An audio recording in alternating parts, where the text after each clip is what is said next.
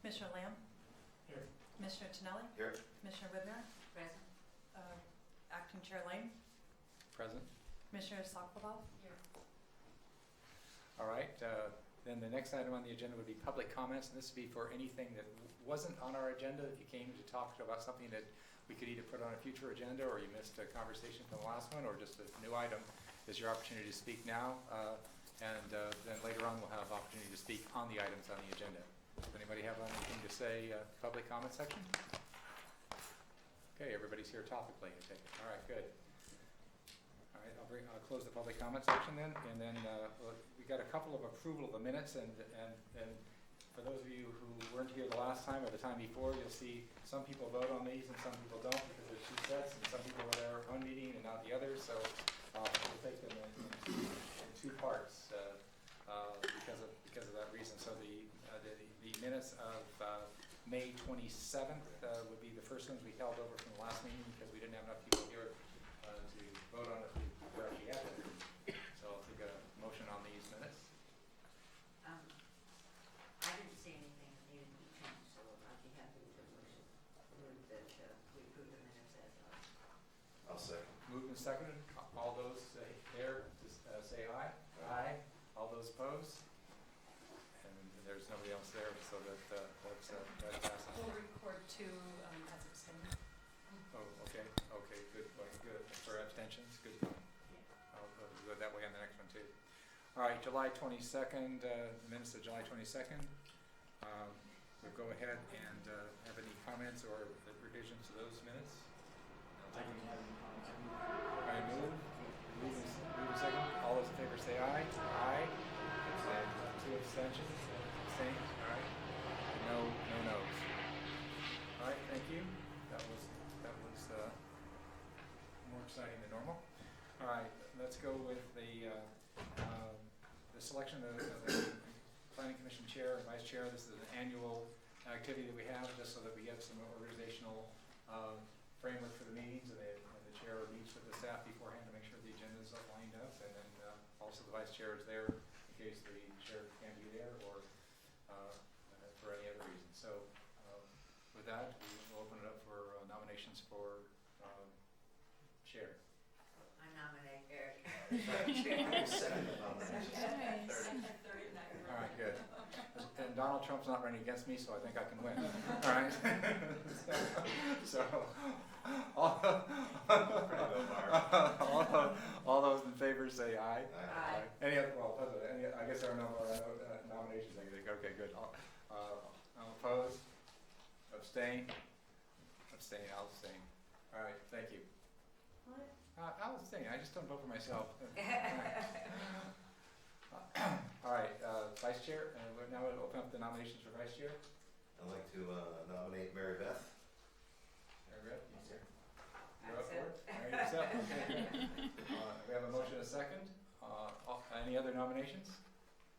All right, all those in favor of Mary Beth? Aye. Aye. Opposed? Can't vote against yourself. Abstain? All right, or all 5-0. All right, very good. Thank you. All right, so we'll open the public hearing, and in the public hearing, there are a number of items that we're going to take in order. And the first one is, and the approach that we take on this is we'll open up the item, we'll get a staff report, and then there'll be questions of staff, from board to staff if appropriate. And then we'll open up the public hearing, we'll close the public hearing, we'll bring it back for the board to deliberate and take action or continue. All right, with that, then we'll go with item 5A, variance at 52 Mariana Avenue, or Lane. Is it Lane? Mariana Lane. Yeah, Lane. Okay, then go ahead. And then the staff report then? Thank you, Chair. Stephanie Davis, Senior Planner. So tonight before you is a request for a variance at 52 Mariana Lane. The request specifically is to construct approximately 1,200 square foot guest house Do you within want the. that microphone? Yeah, is it? Okay, that's okay. I didn't know if you had a microphone. Yes. Can you hear me okay? Yeah. About a 1,200 square foot detached guest house within the required front yard area. Specifically, the guest house is located 10 feet from the front property line, where the standard requirements would mandate 30 feet behind the front line of the main residence or 120 feet behind the front property line. The applicant's basis for request of variance is threefold. First, the applicants have stated there's a 10-foot sewer easement that runs parallel through the middle of the property. They've stated that that sewer easement constrained the buildable area for their main residence, which limited them to add additional square footage to the main residence to accommodate guest space that they're proposing to accommodate in this new detached structure. Secondly, they did evaluate 2 alternative locations for the guest house that would comply with the standard requirements. The first alternative would be approximately in the rear center of the lot. They have stated that that is not a preferred location for them because of the situation where it would need to be regards to the required rear 10-foot setback, as well as the way that their main house is oriented, would have that guest house facing directly into the main living area, living space of the main residence, and that was not a preferred aesthetic option for them. The third alternative location, also that would comply with the standard requirements, in the rear right corner of their property. This property on Mariana Lane is a flag lot, narrow strip that leads back to the main buildable area. It also abuts the Caltrain track. That third alternative location would have, in their opinion, the detached guest house too close to the Caltrain track, and they have concerns with the noise and vibration impacts that they feel may occur should they locate the guest house in that situation on the lot. So staff did evaluate the application in regards to the 4 required findings that a variance must make. Variances are typically granted for lots that have unique physical constraints on the site. For the reasons as outlined in the staff report, because there are alternative options available on the lot, although not preferred options, design options by the applicant, staff was not able to make a determination that the request was able to meet all of the 4 required findings.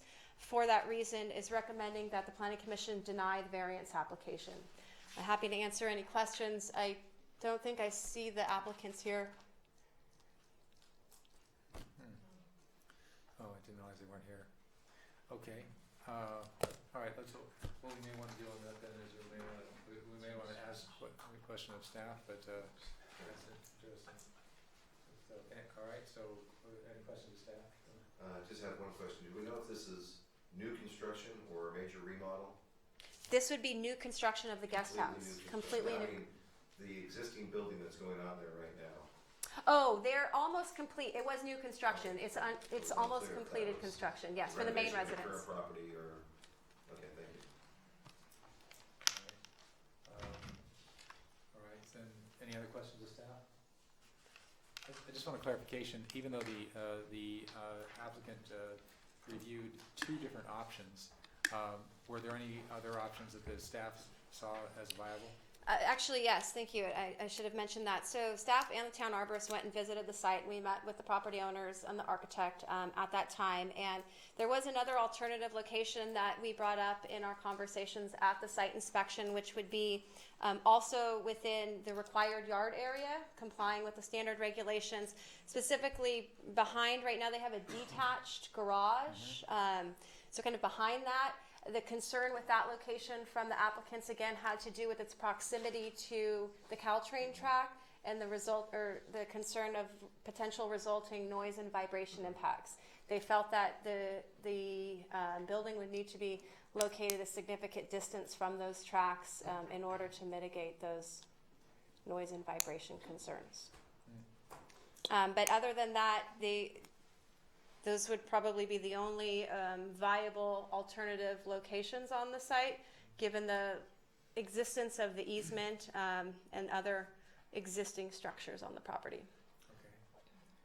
I guess the question I have, given the easement interfering both with the building, the homeowner's residence and the placement of the accessory building, were they willing to build out?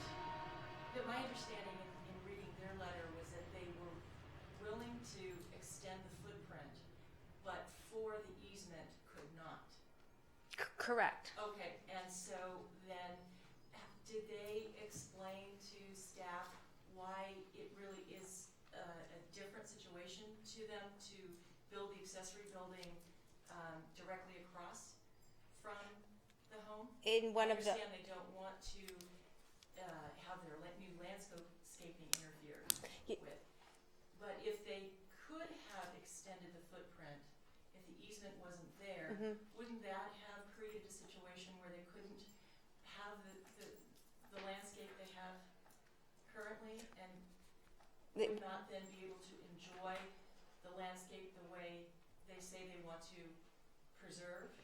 yes, in practice, if the easement was not there, theoretically they would have more buildable area for the main residence, in which effectively they could have pushed the house back, so to speak.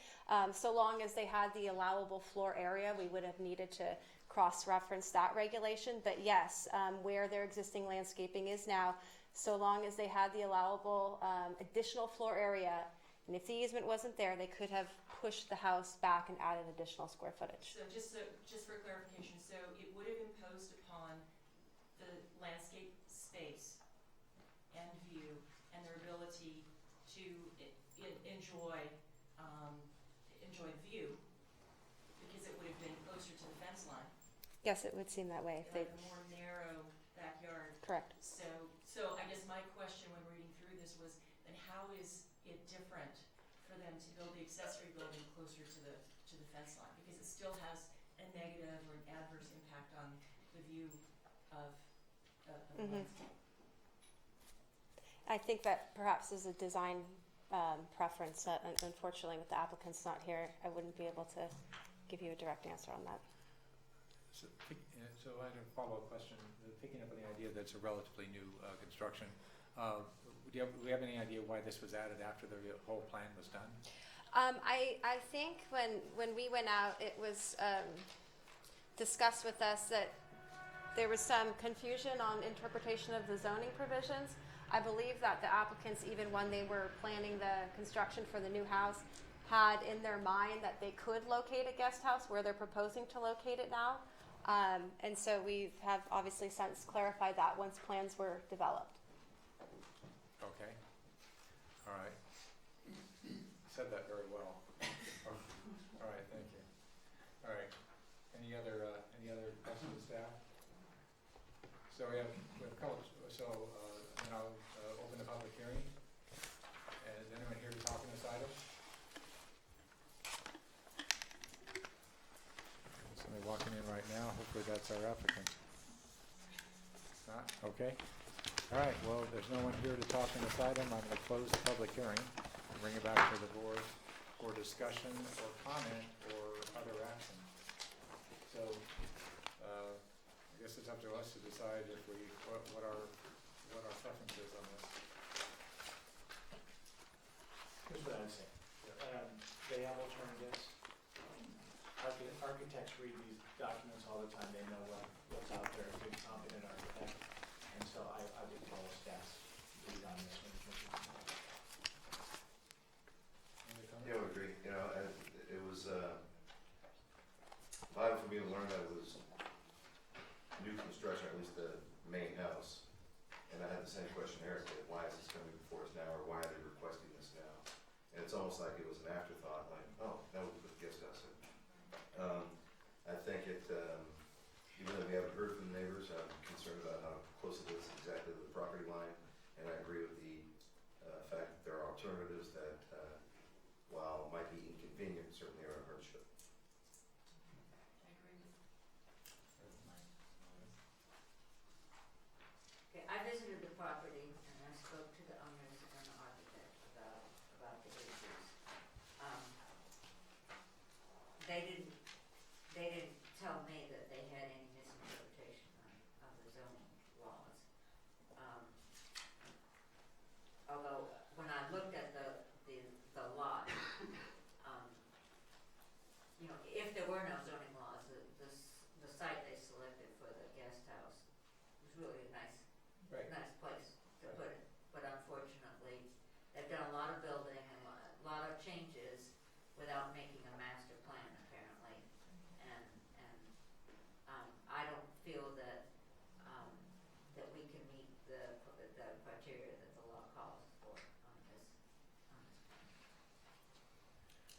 I went to the property also, and my sense is the same too. Is if it were design, if this were a design board, I could see it as a valid design.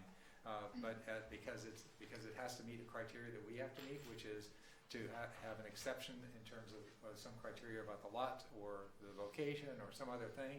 3 different options as an alternative location provide more flexibility than most lots have. So I just didn't see a justification for an exception. And so with that, we can either take an action or, whatever. There's possibly an option to go ahead and continue when the applicant would be here. We could do it either way. I'd asked staff if there was a reason that we thought that do we think the applicant was going to be here tonight? Under the assumption, yes, they received the public notice. Excuse me, public Good. notice. But they didn't say they weren't going to be, and they They didn't did say not. they were going to be. They just, Correct. okay, they were notified.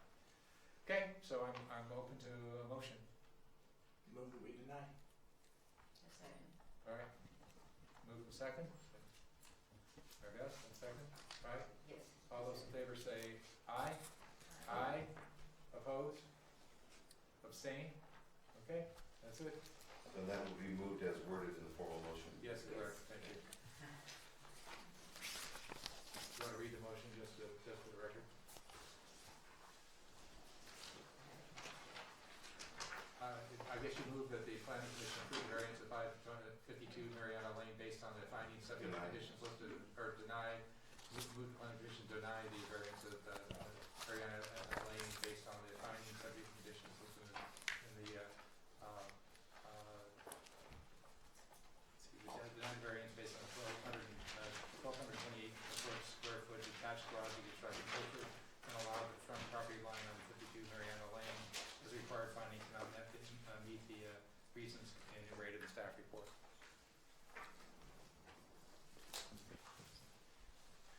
All right. 5B, this is lot redesignation and heritage tree removal at 458 Selby Lane. Let's see, I'll start with the staff report. Yes, I'm going to utilize the applicant's color board up here just for the brief introduction. I think it might be easier.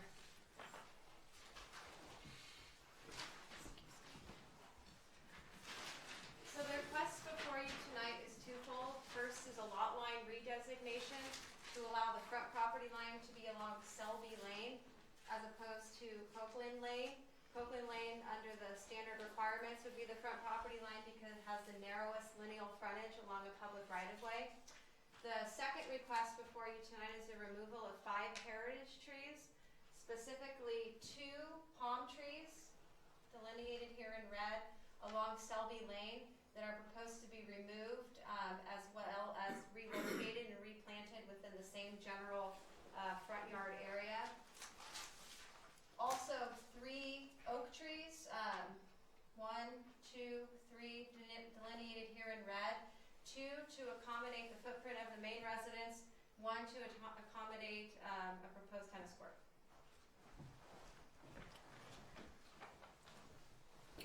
So, beginning with the lot line redesignation component, the primary intent of the applicant to have Selby Lane be the front property line as opposed to Copeland is for to follow the general pattern of the existing homes along Selby Lane, as well as in the attempts to preserve a tree along Copeland if they were to locate a garage on that side. For the reasons as outlined in the staff report, staff does find that the lot line redesignation request meets the required findings and is recommending approval of the lot line redesignation. In regards to the second request before you tonight, which is the removal of the 5 heritage trees, we'll start with the discussion of just the 2 heritage palm trees in the front. The staff and the town arborist have gone out and visited the site. I believe the arborist has actually visited the site on multiple occasions prior to the submittal of this application as well.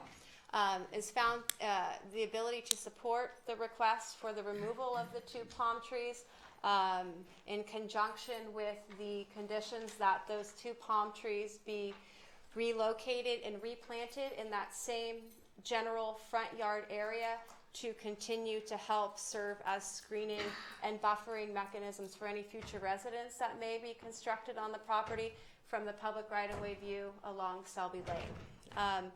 In terms of the 3 oak trees, a little bit of history before we get into that. Before the application in front of you tonight was submitted over the course of, I believe, 2 years, perhaps a year and a half, there was an approval for the removal of 13 trees. I believe some have been removed, perhaps not all of them, and we can get clarification from the applicant on what has and has not yet been removed in terms of that which has already been approved by the town arborist. Going out and visiting the site and analyzing the condition of those 3 heritage oak trees, none of the 3 trees are found to be dead or dangerous.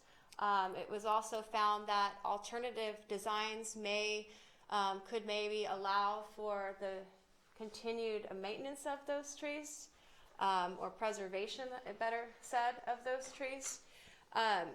One note that I want to make verbally for the record, following distribution of the staff report, the town arborist has had some discussion with the applicant, who has stated their willingness to work with the town on working to potentially create a more substantive replanting plan to help try and mitigate the loss of those 3 heritage oak trees. There has not been a formal replanting plan developed or submitted to date that you have in front of you tonight. And I can let the town arborist speak a bit more on the details of what that replanting plan would look like that is consistent or can follow past precedent on what the town has looked at before in terms of appraising a value of a tree to be removed and having the new replanting plan meet or exceed that established value of the tree. So for the reasons that there is not that formal plan in front of you tonight, staff is recommending that the item of the heritage tree removal component of this application be continued to the September hearing to allow time for staff, the town arborist, and the applicant to develop a detailed plan so that it can be presented to the commission and used in your decision-making process. At the same time, staff wanted to give you the option, should you choose to approve the application for the heritage tree removal tonight, there is a draft alternative heritage tree removal certificate that has been prepared, copies of which have been left at each of your desks. There's a condition that has been added, specifically condition number 3, that formalizes everything that I just verbalized. At that replant, the applicant will work with the town arborist, develop a replanting plan that is found to her professional opinion in order to support the removal. And we have 2 draft removal permits here in front of us. One is the one that's sustained to the palm trees, and the other for the alternative. Correct. So just to clarify, the attachment 2 would be if the commission chose to move forward with the current staff recommendation, which is approval of the removal of the 2 canary palm trees and denial of the 3 heritage oak trees. The attachment 3, or alternative, is if the commission chose to approve the removal of all 5 heritage trees, the 2 canary palms and the 3 oaks. Okay, great. That would conclude my component of the presentation. Town arborist is here as well as the applicant. Do you have further questions? All right, any questions of staff? All right. So they may be coming back to you. All right, great. All right, go ahead and I'll open the public hearing. Is there anyone here to talk on behalf of the applicant? Good afternoon. I'm Jim Caldwell, the architect. I'm from Woodside. I grew up around the corner on Polhemus. I've driven by this lot many, many times, as you have too, and wondered what it would be like to design a house for it, and here I am. All right. With me is Michael Young, the arborist, who wrote the arborist report. If you have questions for him, he's going to say a few words about the 3 oak trees. I was on the Woodside ASRB for Architectural and Site Review Board for many, many years, so I appreciate what it's like to be on the other side of the table here. My client, Min Kwan, sends her regrets. Unfortunately, she had pressing business in Hong Kong, so she can't be here tonight. So this site, as you know, is blessed with over 50 kind of an eccentric collection of trees, with palm trees and redwood trees and oak trees, kind of an unusual lot. Fortunately for us, and I can't speak to, my client has owned it only for a few months, I can't speak to the history of tree removal before then.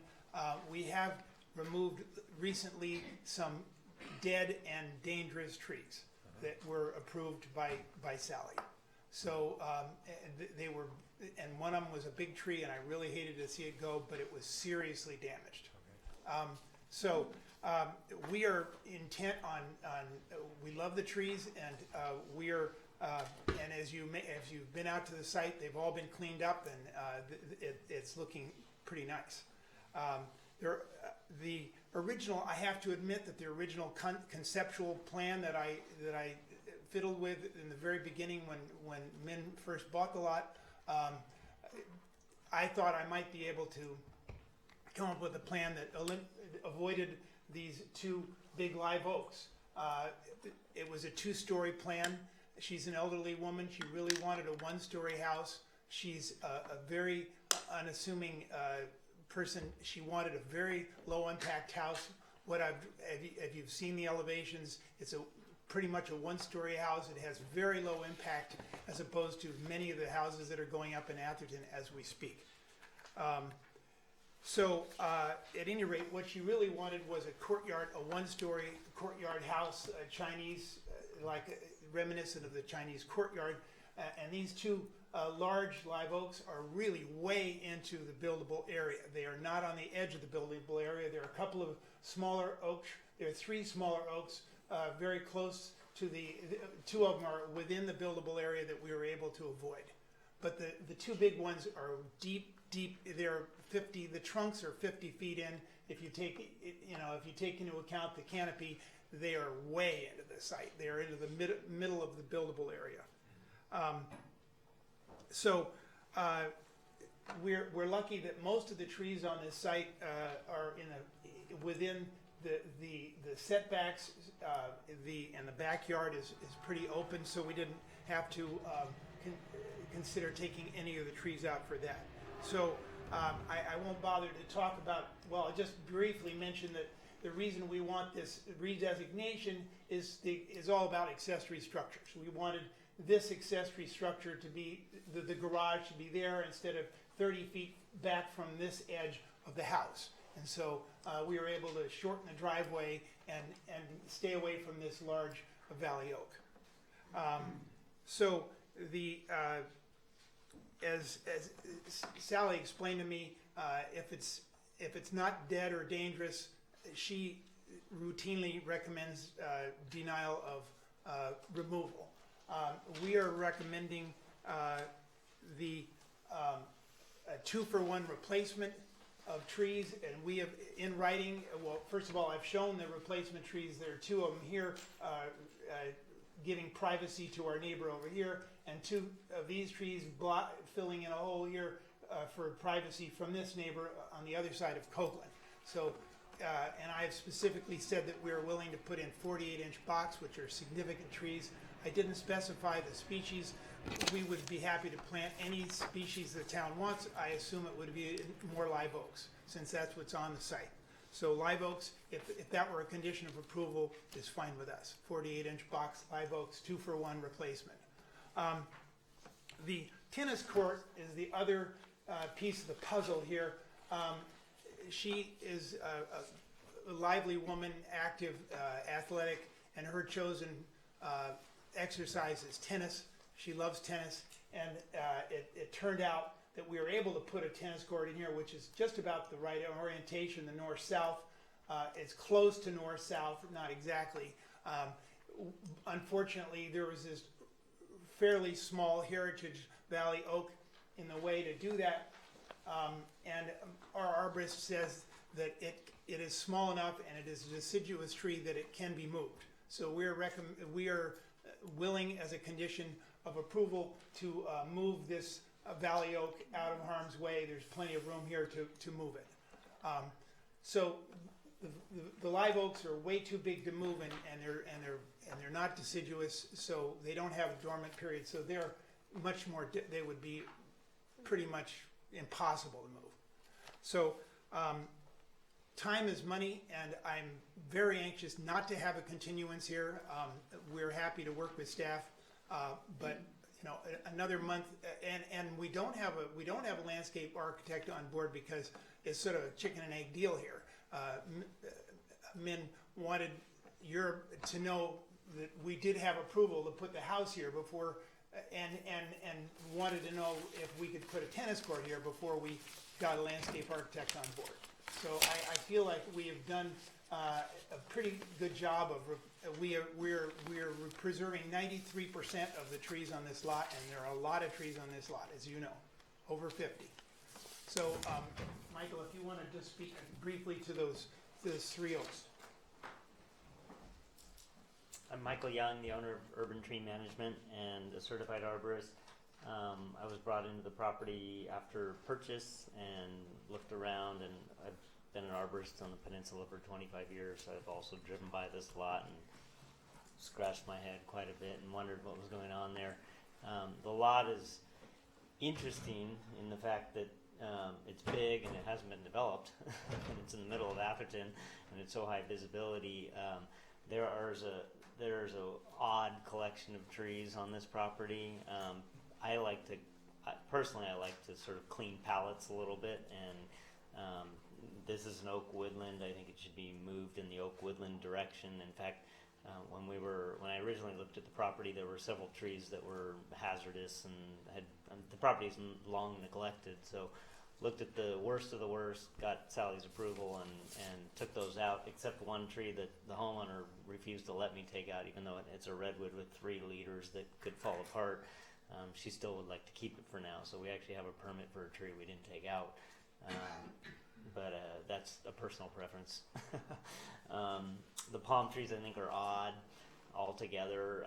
I guess they would like to keep them, so that's their decision. And aesthetics are a personal decision, and they are movable. So I think those could be easily moved. As far as the oaks go, they are in the middle of the buildable area. They're not perfect oaks. They're nice oaks. They have some structural flaws. They're not, they're not dead or dangerous. So Sally could not approve of their removal.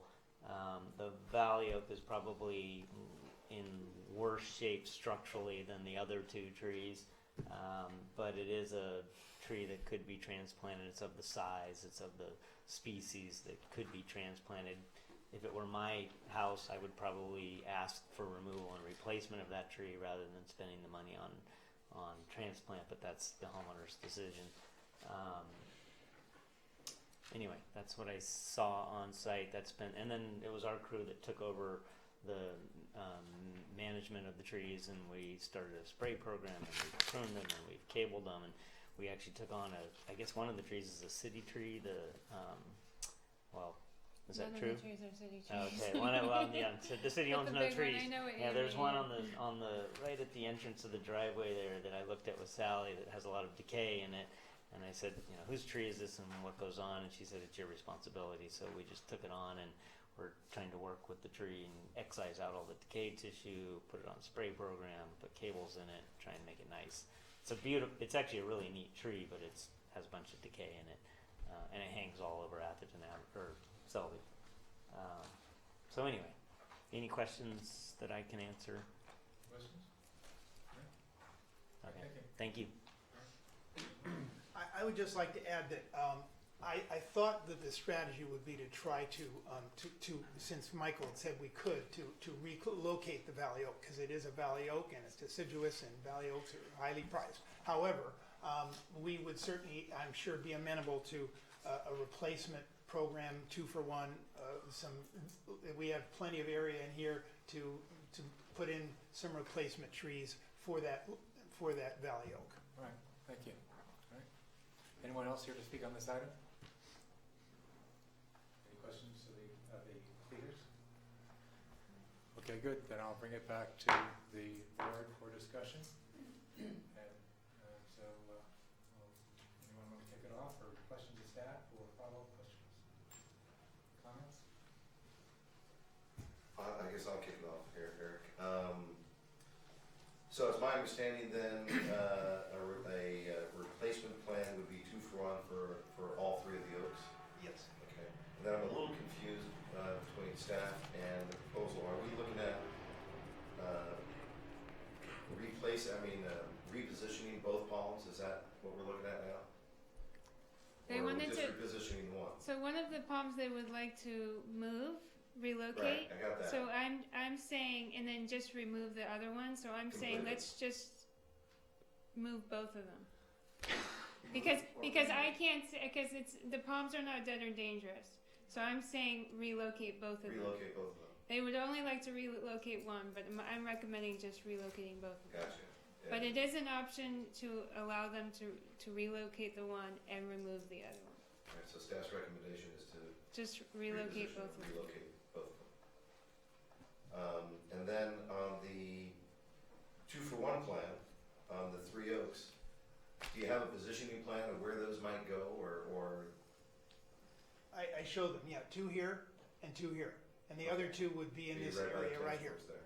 So I've already shown that those are closing up holes for privacy. Okay. And the palm trees, by the way, I think we're totally amenable. They're kind of whimsical, and we have space to move both of them. They're rather easily moved. So I think if that's what the town wants, that's what we'll do. Do you know if there was like a previous building on that property that somebody? There was many, So it was kind of an at least entranceway between those 30 years palms? ago. I don't know. Long time ago. Right. Then I have 2 other questions concerning the courtyard. And I'm not an architect, even though I spent last night at Holiday Inn.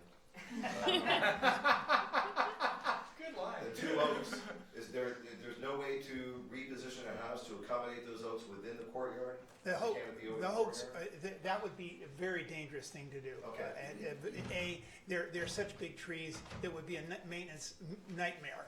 The leaf litter on the roof itself would be, and they would need way more space, a way bigger courtyard than what we've got here, which would even magnify the problem. I'm letting this happen as a continuation of the status Oh, sorry. update. The board questions to the applicant, even though the public hearing is closed. Just I'm sorry. for those following at home. But let's, as much as possible, let's go back to staff. Gotcha. Okay. I went out and Oh, visited. did you have one more? You said you had one more. That would be a question again. Well, ask the question out loud. I'm just wondering if there's no approval and you look at this, what have you thought of for alternatives, or have you?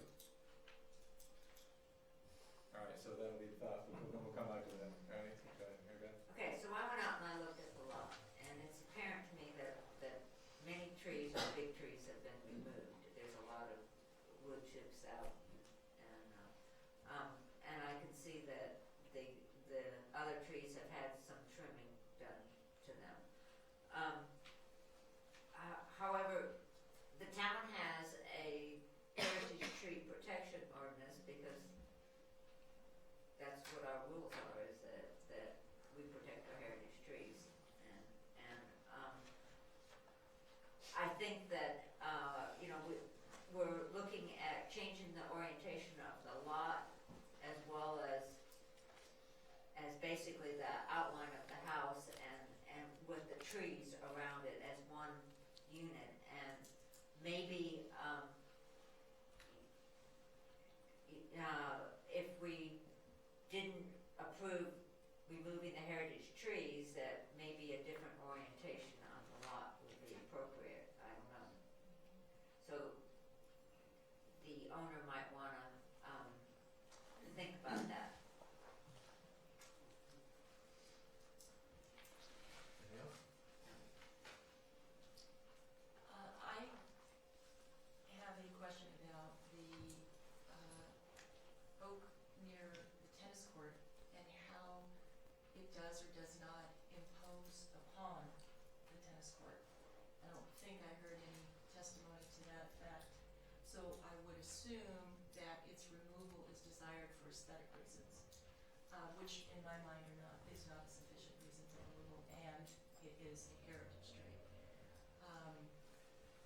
As for the two oaks that impose upon the inner courtyard of the residential building, I agree with Mary Beth. I think perhaps going back to reassess the design, reposition. I did go out to the site as well, and I can see that the canopy of both trees is quite substantial. So, to the architect's point that it would pose a significant cleanup problem, I understand. But I'm just not, I'm not seeing a reason to remove any of the three at this point. Actually, I have a question of staff. That's right. So in our ordinance, within the building setbacks, heritage trees are allowed to be removed. In the buildable area, the main house buildable area, oak trees are protected if they're not dead or dangerous. They're not dead or dangerous. Yeah. So even in the buildable area, the only species of tree that is protected are native oaks. So they're allowed to remove any other species in the buildable area that are 15 inches or lower or higher, but oaks 15 inches and greater are still protected in the main buildable area. And how big are these oaks? 26 and 27. 26 and 27. And 15 inches is the heritage size or higher. And how big, sorry to ask that question, but on a 48-inch box, how big is that? How big is the tree? No, how big? They're probably 4-inch, 4-inch Trunk. diameter. 45 inch. Should be about a 16-foot tree. 16 feet. So I really actually, I live not far from there, and so having seen that site forever, what you have done on the trees is great. They look so much better, and there were a bunch in there that they were neglected. I'm sure the ones that'll stay will be much healthier, much better for that site. I think the lot, changing it to sell these much better. The site plan looks great.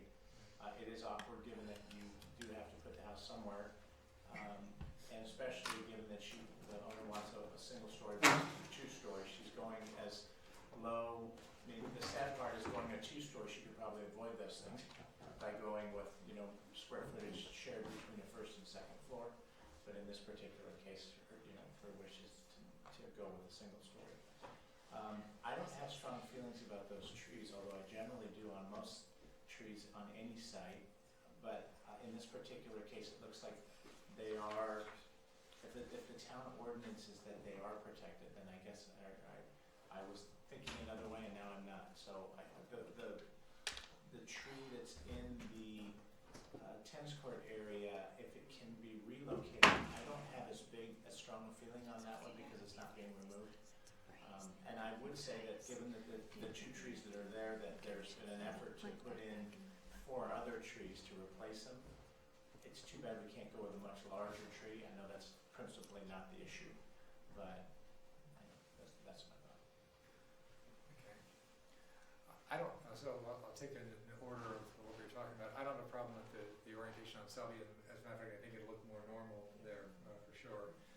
So I'm okay with that request. I like palm trees, but those palm trees are just weird on that lot. So I wouldn't have a problem with.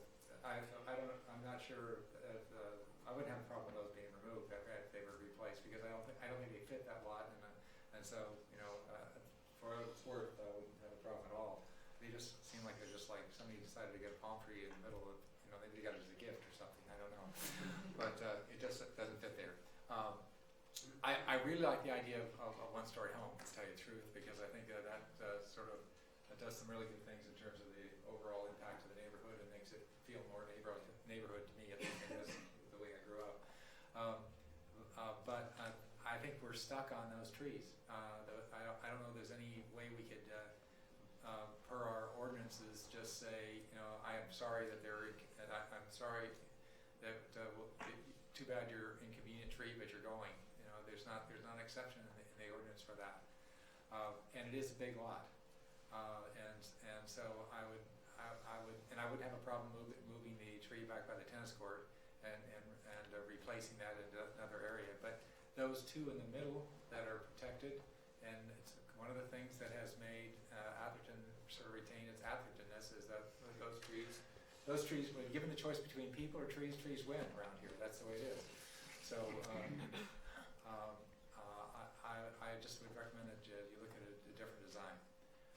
I don't think there's anything in our ordinance that would allow us to remove it, barring having a tree that was going to hurt somebody. Unless the town arborist has any information contrary to that, do you have anything? No.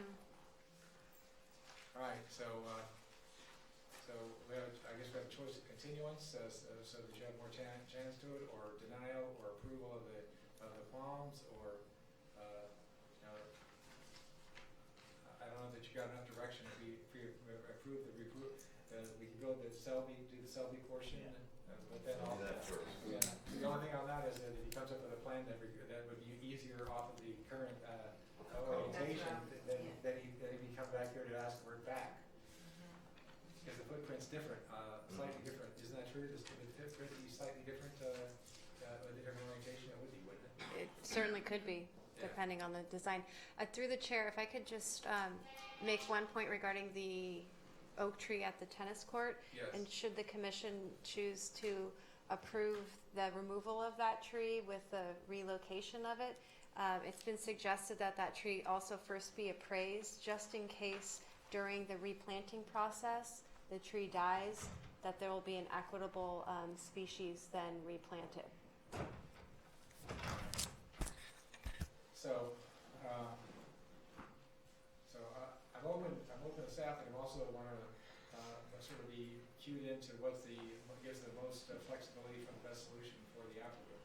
Well, I think if you input from the applicant on whether they want us to approve this, at least the lot. And if they don't, they don't. If they do, they do. Yeah. I think it's, we can either not do anything and continue and give you a chance to look at it one more time, because it's clear that the tree removal from the middle of the lot won't be something that we're going to move ahead on, and then that may affect your thinking around the orientation of the lot.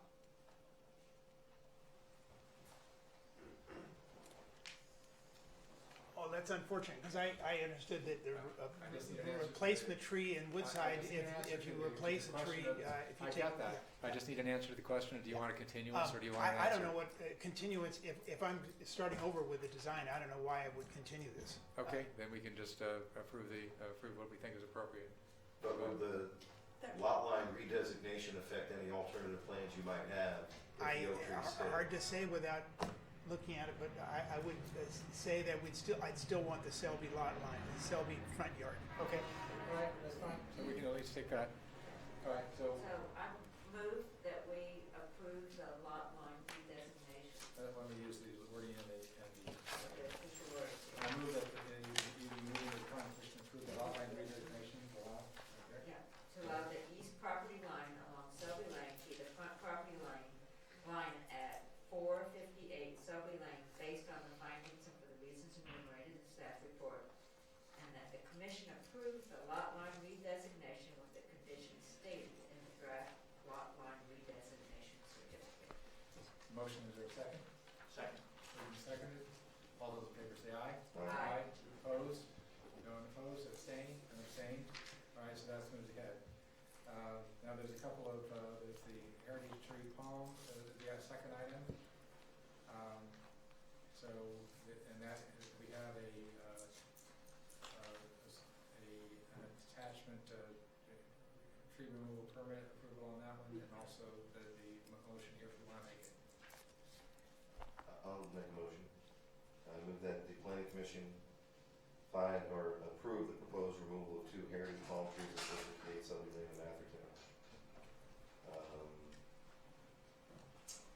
And do we, I'm sorry?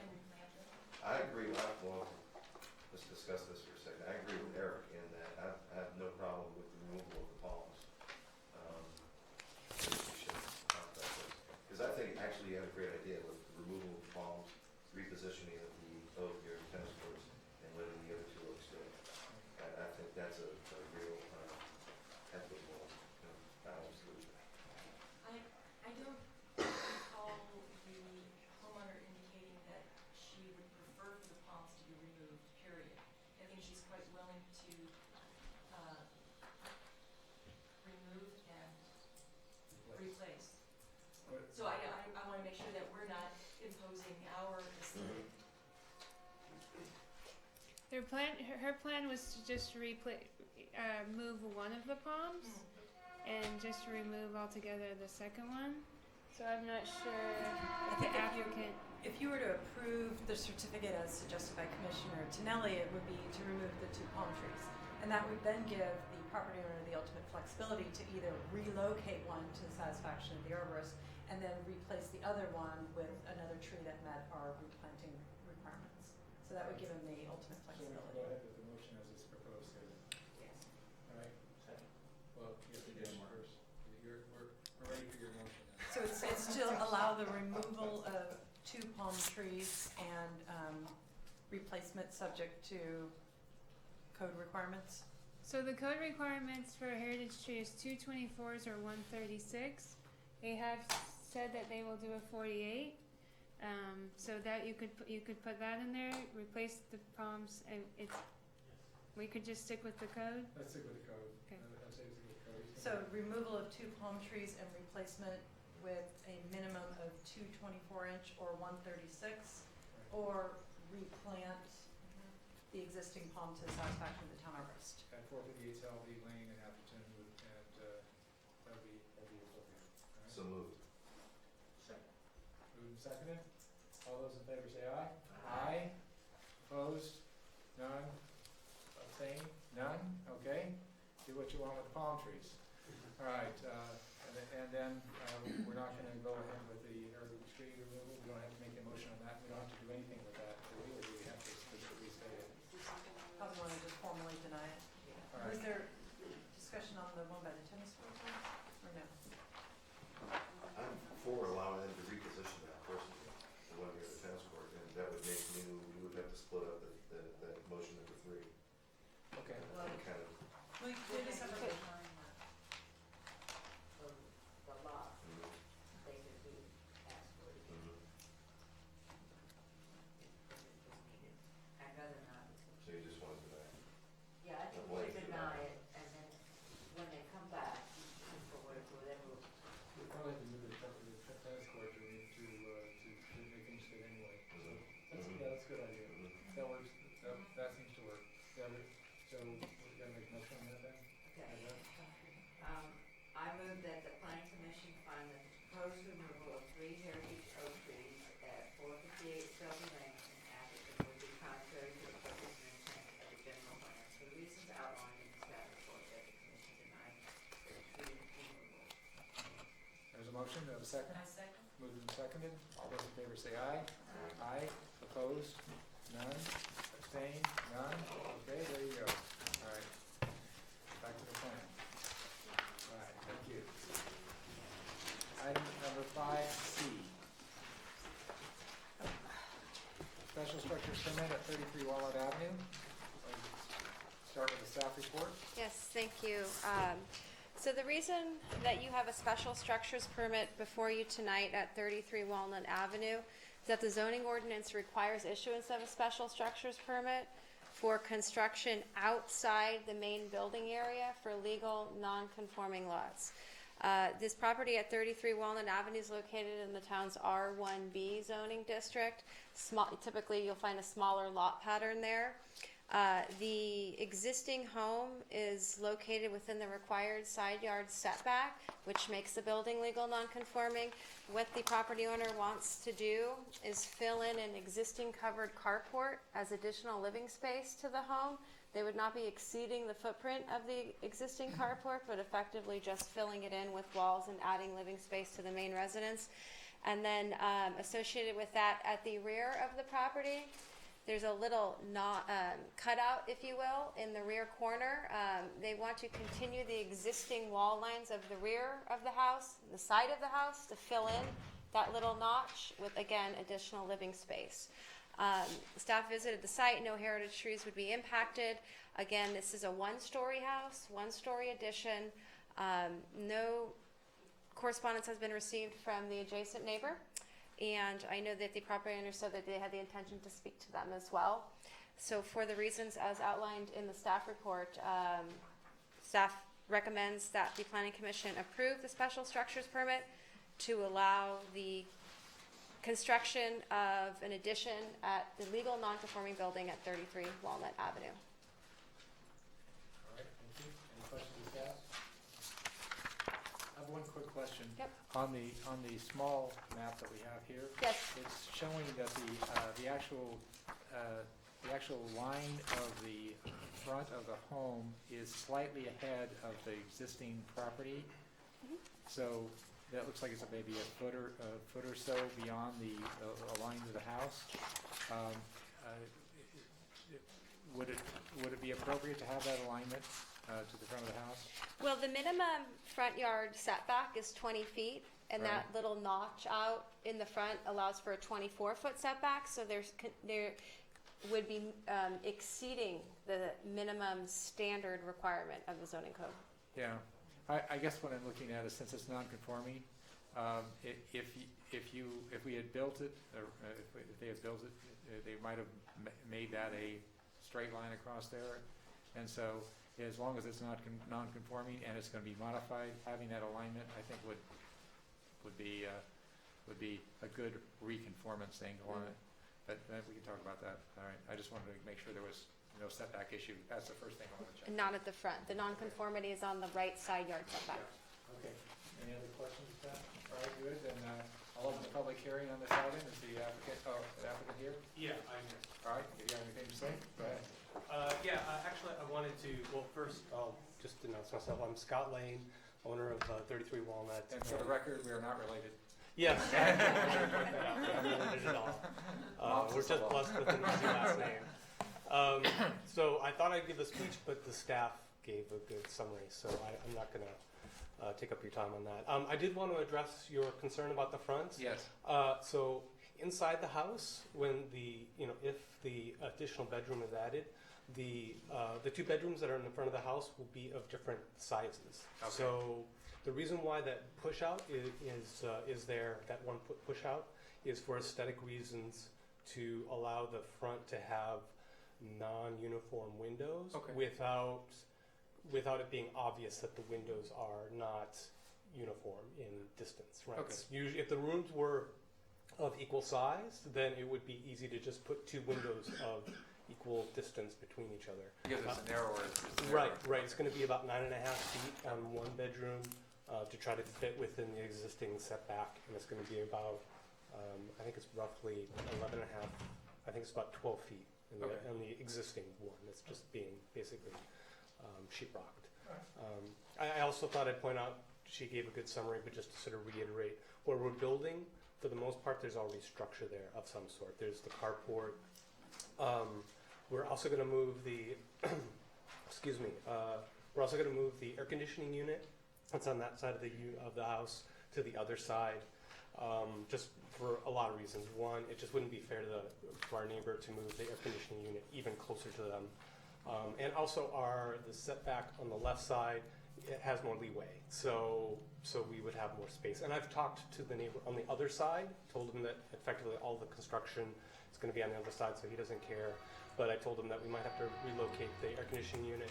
He had no issues with it. I should also point out that our lot on both sides, for both, I think it's, I don't know, I think it's 43 Walnut is the most affected side. On the other side, it's the driveways for both. So in other words, it's not 8 feet, 10 feet, and then house. There's our house, the setback, their driveway, and their home, and that applies to both sides. So we're not conforming to the legal setback because this house was built in 1933, but there actually is still a lot of space in between the homes on both sides. So that said, I can answer any other questions. Any questions? I know we spoke the other day. Yes. I forgot to ask, The new window sizes, Yes. are they going to be any bigger than the existing? They'll meet fire code requirements. So the existing windows in there are the only way you could make them fit is if you did casement windows, which they kind of are now. They're kind of half casement. They're actually this part of the house. Most of it's original casement. So they're half casement. They're metal. They're 83-year-old windows. It's amazing they still work. But they would be replaced. Are they going to be enlarged is my question. Yeah, I think they'll probably have to be in order to meet fire code requirements. Right. Yeah. At least on in the bedrooms where we're required to. The design that was presented to you, both of the front bedrooms will still have a second window, but I believe the design shows that the windows will be smaller. At least for the two fronts.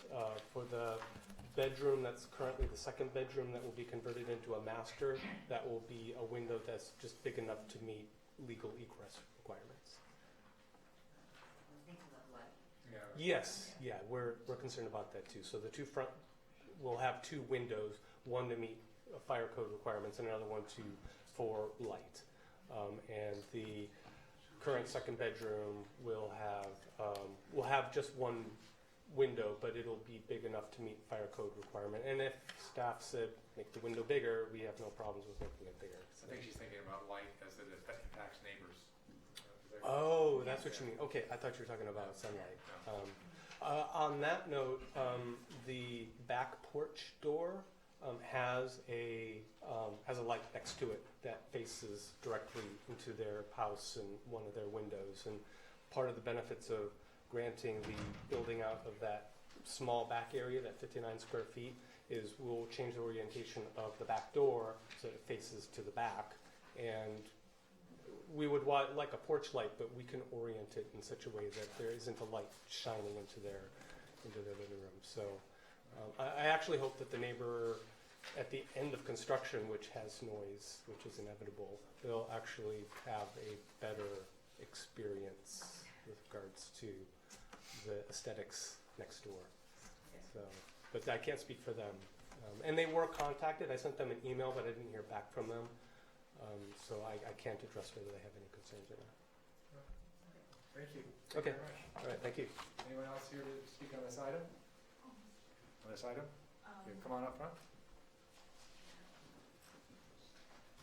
Actually, it's on a different item, on item 5A. Okay, we're done with that item. But Yeah, there must have been a miscommunication. We were all told to come at 7. okay, all right. Yeah, but is So, was it, It was the first item on did the you have a agenda. public hearing on it? Yeah, Oh, yeah.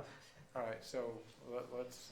you can finish this up and then we'll take it Yeah. on out. we'll- Sorry about yeah. that. All right, so we're gonna finish the one we're on.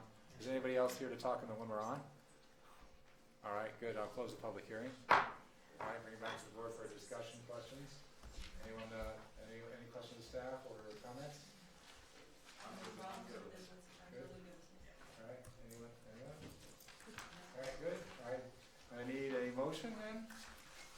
I move that the planning commission approve the special structures permit at 33 Walnut Avenue based on the findings for the reasons enumerated in staff report subject to the conditions listed in the special structures permit certificate to allow an addition to a legal non-conforming building to go beyond the main building area.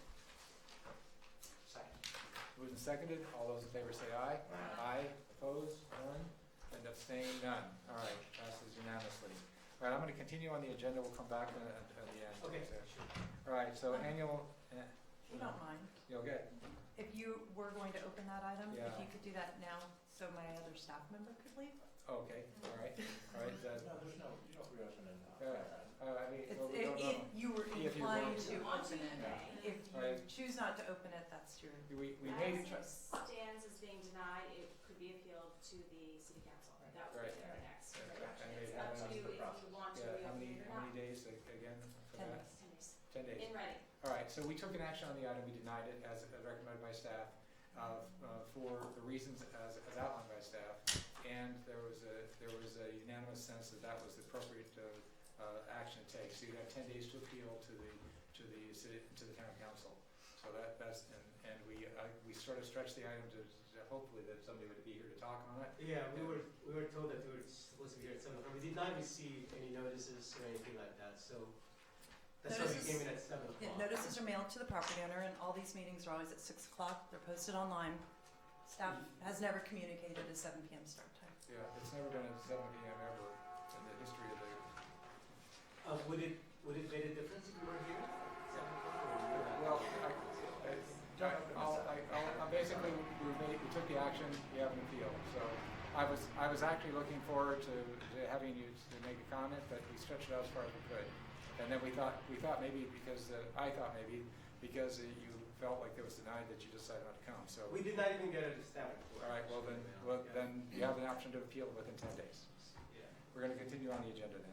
The annual master plan update for the TDM reporting, the addendum of the Mitigation Declaration, item 5D, 50 Valparaiso. All right, staff report. Thank you. So the items before you is the annual update of the Menlo School Master Plan, a conditional use permit, as well as a variance. And we've also prepared an addendum to the initial study mitigated negative declaration, so that's also an item for action before you this evening. We do have the consultant with us for the CEQA, the addendum to the initial study. If you have any questions relating to that document, she's here this evening and can answer any of your questions.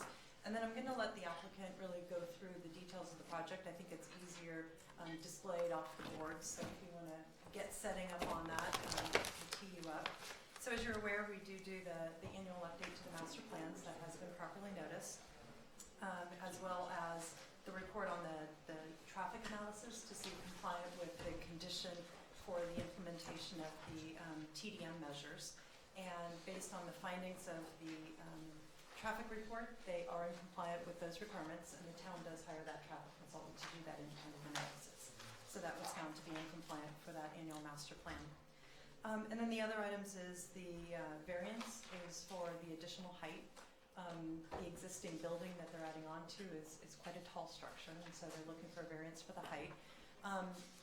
As you know, it's difficult to grant a variance because of the findings that are necessary.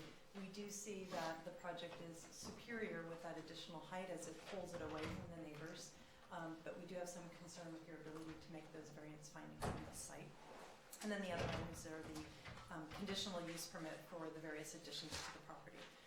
Just wanted to also note before the applicant begins their presentation that you have a letter from Mr. Edward Goodstein that I emailed to the commissioners. It's also before you this evening, as well as comments from Doug and Melinda Kaywert. And then based on Mr. Goodstein's comments, Menlo School was able to meet with him and come up with some additional restrictions that they're agreeable to.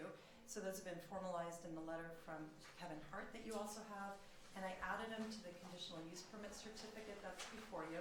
They're the last three conditions that are bold and italics on the last page, condition 11, 12, and 13, relates to the mechanical equipment to be designed so that it will not impact the ambient noise when at the property line. And then the second is to work on a landscape screen to effectively screen the new buildings from the adjacent neighbors. And then finally, it's to formalize the plan that they've already agreed to about how the food waste would be disposed of, as well as the other green waste and recycling materials. So those are the conditions that have been added. All right, so before you keep rolling here, are we gonna do these are we gonna do the master plans separate and then go back to the other items, or we have to move them together? Or? We have them agendized as one, so you could just hear the presentation all through if you'd like, or we can certainly split them up. They are separate actions at the end of the item, so it might be easier for you to just hear it all at once. It's up to you. I'm not sure it will be. So, Okay. okay. Yeah. Okay, well then why don't we... Even in your own presentation, I'm going like, okay, so. Right, so I'll stop and all have right. the applicant give an overview on the master plan. Let's do that. Let's Good. do the master plan. Thank you. I'm trying to keep it within my IQ range.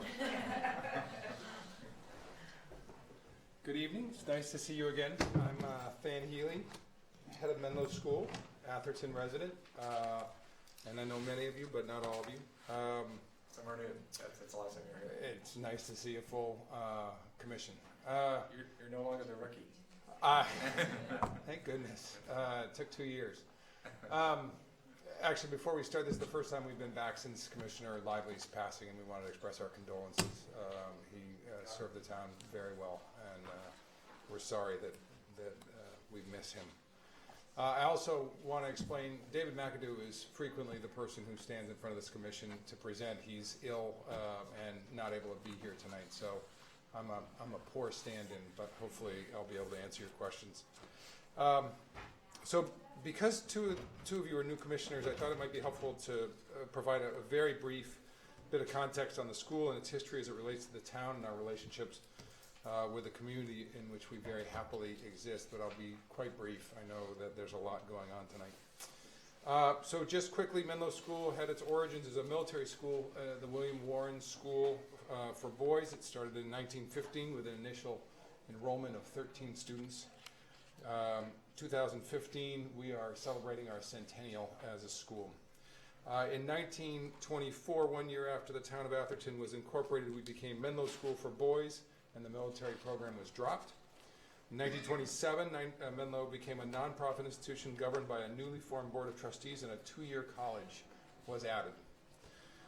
In 1949, the name was officially changed to Menlo School and Menlo College, and in 1981, we dropped the boarding on the school side and became a co-ed day school. The college and the school formally separated on June 30th, 1994.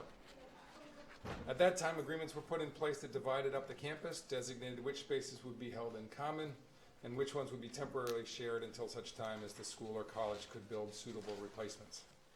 School facilities at the time were very old and not appropriate for what the school was trying to do, and we've largely, since that time, rebuilt the campus.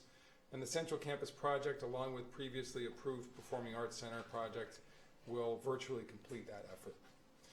The summary of our progress in this area can be found on page 3 of the master plan update if you're interested.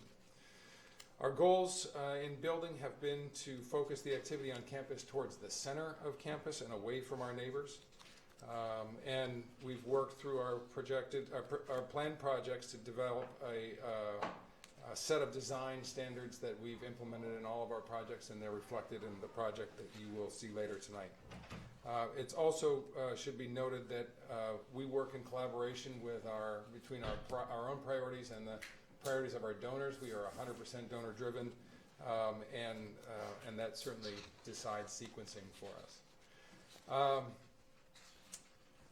The parameters that I referenced earlier are found on pages 8 and 9 of our master plan update. I think it's worth knowing that those exist, and we've certainly folded those in. As I've said, I think we may want to refer back to those later in the evening if it's helpful. Today, we share with the college only the Wunderlich and Carton athletic fields and one auditorium, which is we use as our theater.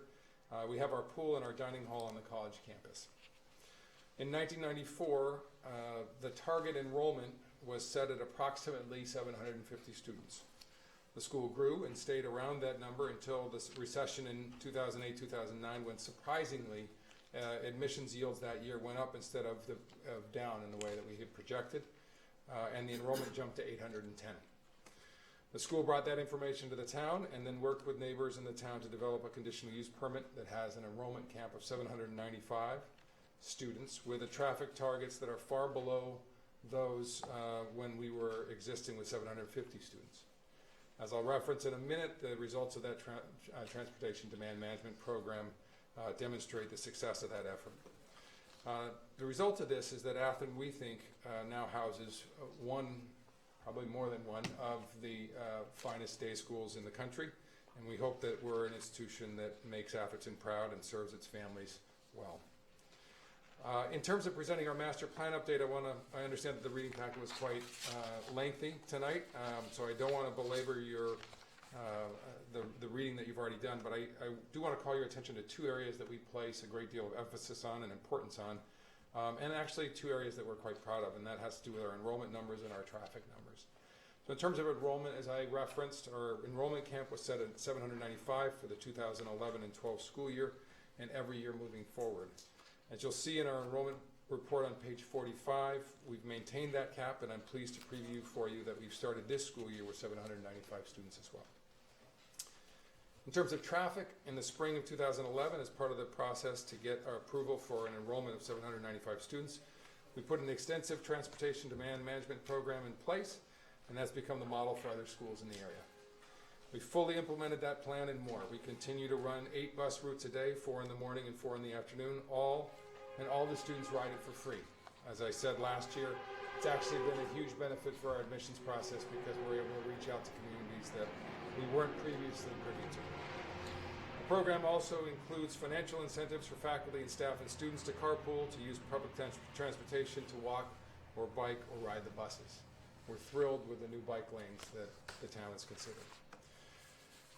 To measure our success and better understand fluctuations in the data, we installed in-pavement car counting systems in 2012, January of 2012, and substantially upgraded that system to the best available in the spring of 2013. Our data are summarized on page 26 of your master plan update report, with 2 full school years of counting via the new system, with the average peak hours in the morning of 627 and in the afternoon of 453. Our goal was met in 2013-14. We were at 6:02 in the morning instead of the target 6:27, and at 4:24 in the afternoon instead of our target of 4:53. In 2014-15, we were at 5:62 against the target of 6:27 in the morning, and at 4:02 against the target of 4:53 in the afternoon. We believe that these are outstanding results. We're pleased with the trend that we're seeing. We hope that it continues. As required by the CUP, Hexacon is hired to calibrate our automated counts by doing spot manual counts at certain points in the time chosen by them. The report can be found on pages 28 to 41 of our update. But the summary is basically this. Of the 6 data periods that they counted, 5 of the 6 manual counts counted even lower trips than our automated system had recorded. So we're confident that our automated count is accurate, and we believe that you should be as well. So our parking target is the last measure. Our target is 86.5% of the max utilization by faculty, staff, and students. In both of the last 2 years, we've averaged 77%. Proud of these results. We're pleased with them. We hope that this program has served the town and our neighbors and our own constituencies very well. In the past, in our update, we've been asked to refer to potential future plans for construction on campus, and I believe that this commission is very familiar with our plans for the center of campus. We'll be talking about it in a few minutes.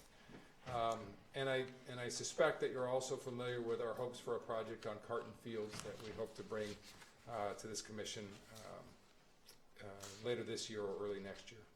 I'm happy to speak to any of these projects, to the traffic counts, to the enrollment numbers, if it's helpful to the commission. Okay. Any questions? Fine? Yes. Go ahead. On the traffic counts, bicyclists aren't included in there, and there's no requirement for that. However, Menlo School has come out very strongly in favor of the bicycle lanes and the expense that Atherton is going to have to pony up to make those happen. Absolutely. And so we'd like to see you promote the use of bicycles with your students, because as a driver going down Valparaiso, I don't see them on the bicycles. So, personally, I don't think you have a whole lot of bicyclists, but you're part of the reason that the town is going to spend a lot of money on bicycles. So I think you have an obligation to support it. I think a fair point. I will say that almost all of our bicyclists avoid using Valparaiso. Parents don't feel that that's a safe place for young children to be riding their bikes. That's where the bicycle lanes are going to be. I look forward to safe lanes for our children to ride in. I think that's going to be the issue with all the bicycle lanes. The ones on Middlefield, I would never ride on those. I would always ride in a lot. The Middlefield ones drive me crazy just driving it. And so, some of the choices on them are going to be interesting. Any other comments? I really appreciate the effort that you've done on the traffic plan. It really is a model. I feel like there are some schools in the area that really would benefit from it. Encinal, for one, would be a really nice one to model it, because I remember how many problems we had on the traffic before this was started, and it's just dropped I mean, these are great numbers, so fantastic, and your commitment and dedication to demonstrate success and to measure it and to stay on top of it from a communication standpoint is top notch. Thank you. Absolutely. Thank you. Appreciate the All right, any other questions on the plan or any questions on that? The only thing we've had on the plan questions before is the percent of accuracy going forward. So, so at one point it wasn't, we would get a plan and then things would change pretty quickly after it. I know that you've been putting you personally have been putting a lot of effort in that in the couple of years that you've been there. So, how are you feeling about the accuracy of the view of this plan compared to? In terms of the future building? Yes. So the center campus is a pretty significant project for us. It's one that's been on the table for a long time, and we just didn't have a way to sort of move that forward. I think there's quite a bit of interest in the community, and also we think that we've got a plan that we've worked well with our neighbors on, and we're excited to present that to you. That's a pretty significant one for us. The Carton Field plan continues to be one that I very unknowingly inherited, and I'll be pleased when that one finds its resolution, hopefully sooner rather than later. Although even on that, I feel like we're making some progress, and I'm looking forward to a meeting with our neighbors in early October around the plans out there. We have a performing arts center that has been approved. We have a conditional use permit, and that's only on hold pending donor support at this point. So beyond that, we don't have any plans on the docket. That's plenty, frankly, for me to be taking on. We have a major concern about faculty housing. We have no space on our campus to build faculty housing, so we've started programs looking in the local communities for apartments for our faculty, because I think we face the same issues that a lot of schools around here face. It's harder and harder to recruit good teachers to be able to afford to live here. So so we don't have any other significant plans at this time. All right. Good. Any other comments? All right, great, thank you. Thank you. All right. Is there anyone else to speak on the master plan update? We're just going to take that portion of it right now. Master plan update. All right, I'm going to close the public. Can I close the public hearing on that portion of it? I'm going to reopen it on the next portion. So close the public hearing on the master plan, and we can take it. There's a formal motion here to either accept or deny the filing of the 2015 annual master plan update. And this is for the new members. This is something we do. We work with the school to implement this, and also sort of check back to make sure it aligns with what we thought it was going to do and where it didn't. And it's gotten better and better every year in terms of the accuracy of the alignment. In the early parts, it was far enough off so people spend more time talking about it than this, but this has gotten better and better. And the new leadership has helped that. All right, so I'm ready for a motion if anyone. I move that the planning commission accept the filing for the 2015 annual master plan update and TDM monitoring report from Menlo School. All those in favor say aye. Aye. Opposed? None. And abstained? None. So the next portion of this will be let me pull it up. What's the next portion of it? The conditional use permit, the variance, and the addendum initial study mitigated negative declaration. All right, good. No, and those basically we can take together because they're all related, Yes. right? Let's take all those together. By the way, you'll want to take the video of this approval of this plan compared to 3 years ago, and see the difference in the hearing. It was a lot different. All right, let's go ahead with the staff report on this, on the rest of this item. So just back to, I have nothing to add to the report other than the suggested additional conditions that I've provided before you for the conditional use permit.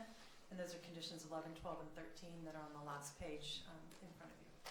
And the applicant can give you an overview using some graphics of the proposed project. All right, great.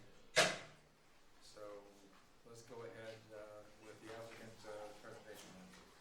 Let me open up the public hearing and then go ahead with the applicant presentation. Great. So in terms of the CUP application tonight, I'm going to provide a little history and some context, and then I'm going to turn it over to Kevin Hart, who's our architect, to walk you through the drawings and the specifics and the technical aspects of the project, and then certainly make myself available for questions if you have them. So as I referenced in the last section, Menlo School and Menlo College are working under agreements that govern our extended separation from each other. And one element of that dictates that the two parties work with deliberate effort to establish separation when and where possible. And so tonight we're effectively here to discuss two buildings that give light to a project that has four aspects to it. First, we're asking that this commission grant us permission to move ahead with the construction of a cafeteria addition to the north side of Stent Hall, the rear side of Stent Hall, as you face the building. This addition would allow us to discontinue our use of the college's cafeteria, which is a significant priority for both the school and the college. In addition, as Kevin will point out, we will include a slight increase of the footprint on the new non-historical site of Stent Hall to allow for better use of that space and an enhanced student center. Second, we're asking that this commission grant us permission to build a one-story building with a basement to house our technology team. This is essential because the technology team currently occupies a space that will eventually become the dining hall portion of the cafeteria. Third, we're asking that the commission grant us permission to build office space on the existing third floor of Stent Hall, allowing us to consolidate similar functions on campus and make better use of our current footprint within the property lines. And fourth, we're asking the commission to grant us permission to house temporary portables on campus so that we can continue the business of school while this construction takes place. So just under a year ago, I came to this commission to ask permission to begin this project by constructing a two-story building with a basement between our gym and our Creative Arts Center, the site of the proposed one-story building tonight. Some of our neighbors, particularly those living on McBain Avenue, expressed concerns about significant aspects of this project, and at the time, Commissioner Lane observed that we were less than complete in our work with our neighbors and recommended that we work more with the neighbors to see if we could come up with a more satisfactory solution. We withdrew our proposal at that time and have worked with our neighbors since and are now returning with a proposal that enjoys broad support from our neighbors and is, we believe, exactly the kind of solution that Mr. Lane and his commission envisioned. We're pleased that this proposal brings our activity to the center of campus by creating a new heart of campus as far away from any of our neighbors as possible. And we've satisfied ourselves that after a full study of other alternatives, any other solutions we might offer would negatively impact our neighbors by requiring building closer to property lines. And we're pleased that what we are proposing to construct, with the exception of the one-story building, will be almost entirely non-visible from anywhere aside from the center of our campus. All but one of our neighbors and none of any passersby will be able to see the aspects of this project, particularly the aspect of the project that requires the height variance. And the one neighbor who can see that aspect of the project can only see a slight corner as they look through their bushes. I'll turn it over to Kevin now to talk through some of these details, but I want to thank the Commission for helping us to arrive at a project that we feel is a better solution for the school and we feel is a better solution for the neighbors. So, Kevin, you're on. Thank you very much. As Stan said, there are three permanent components of the project that we're proposing and one temporary one, the temporary campus. I'm going to divide my presentation into those four elements, and that said, happy to mix it up, go back and forth if there are questions. There's a lot of information here. I'm sure you'll appreciate it. For the record, can you just introduce yourself too? I beg your pardon. My name is Kevin Hart. I'm an architect. I've been the master planner and architect for Menlo School for 12 years. All right, thank you. Thank you. This drawing shows the campus, of course, Valparaiso down here, the loop, Stent Hall, and the blue forms show the three permanent projects that we're discussing, that we're proposing. A is an addition to the Creative Arts classroom building. This is the one that is the building between the gym and Creative Arts that's intended to be to house the technology center. B, this long S-shaped shape, is in fact quite a small addition to an original addition to the original Stent Hall. Stent Hall was added onto. That building's been added onto a lot of times, as I'm sure you know from having visited the campus. So Oh, and by the way, I should say there's going to be a video at the end. It'll only take a minute and a half or so to see, but it puts all these things together into a kind of animated fly-through that should make it should give you a three-dimensional qualities of what all these things are. C is the addition that's above the addition. So this is the C is the shape of the building that would be built. It would essentially be an extension of the top floor of the Douglas Mansion. And then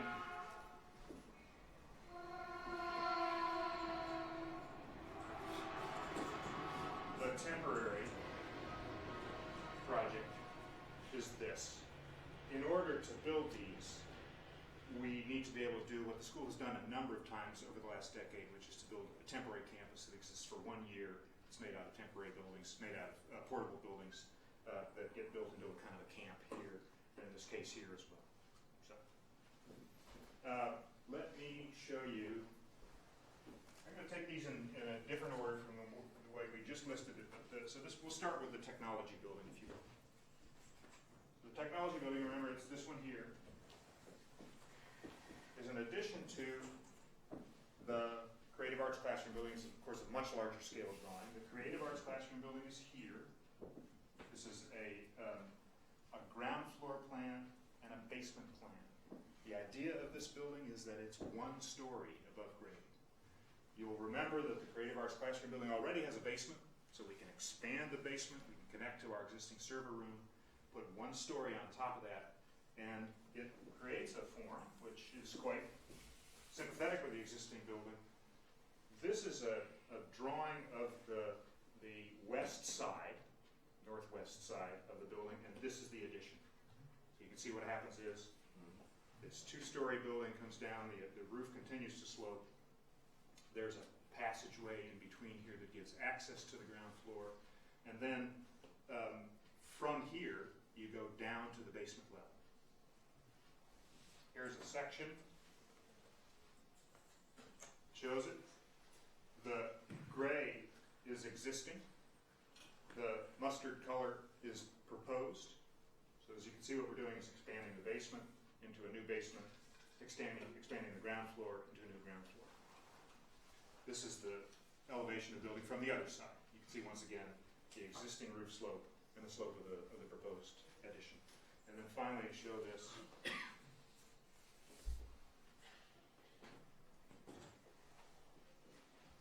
The building, these are 3-dimensional views. Now this is taken from the center of campus. This is a view that shows if you came out of the library, out of Stent Hall, looking north, you'd see this is the edge of the gym, this is the Creative Arts Classroom building, and that's the addition that we're proposing. One of the interesting benefits that this drawing in particular shows is that a gap that once occurred, that exists right now, between the center of campus and the neighboring properties is plugged by this building, and we are certain that it will have a beneficial effect on the noise that is generated at the center of campus. The neighboring properties will be quieter on account of this addition. I'm going to move on to the next project, although... Any questions on this portion? Your presentation style is working for us. Good. Okay, good. Thanks.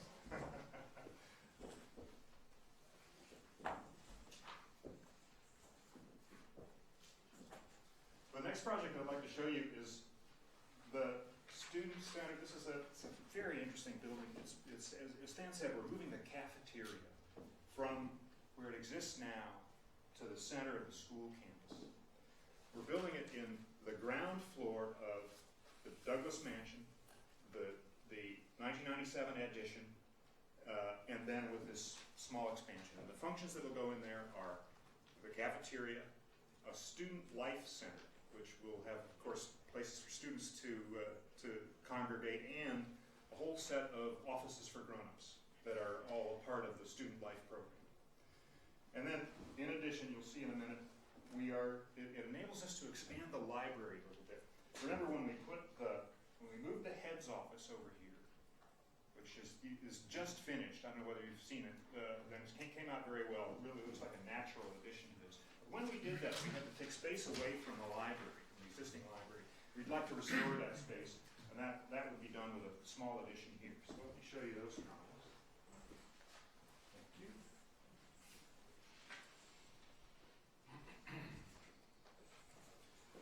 These are floor plans.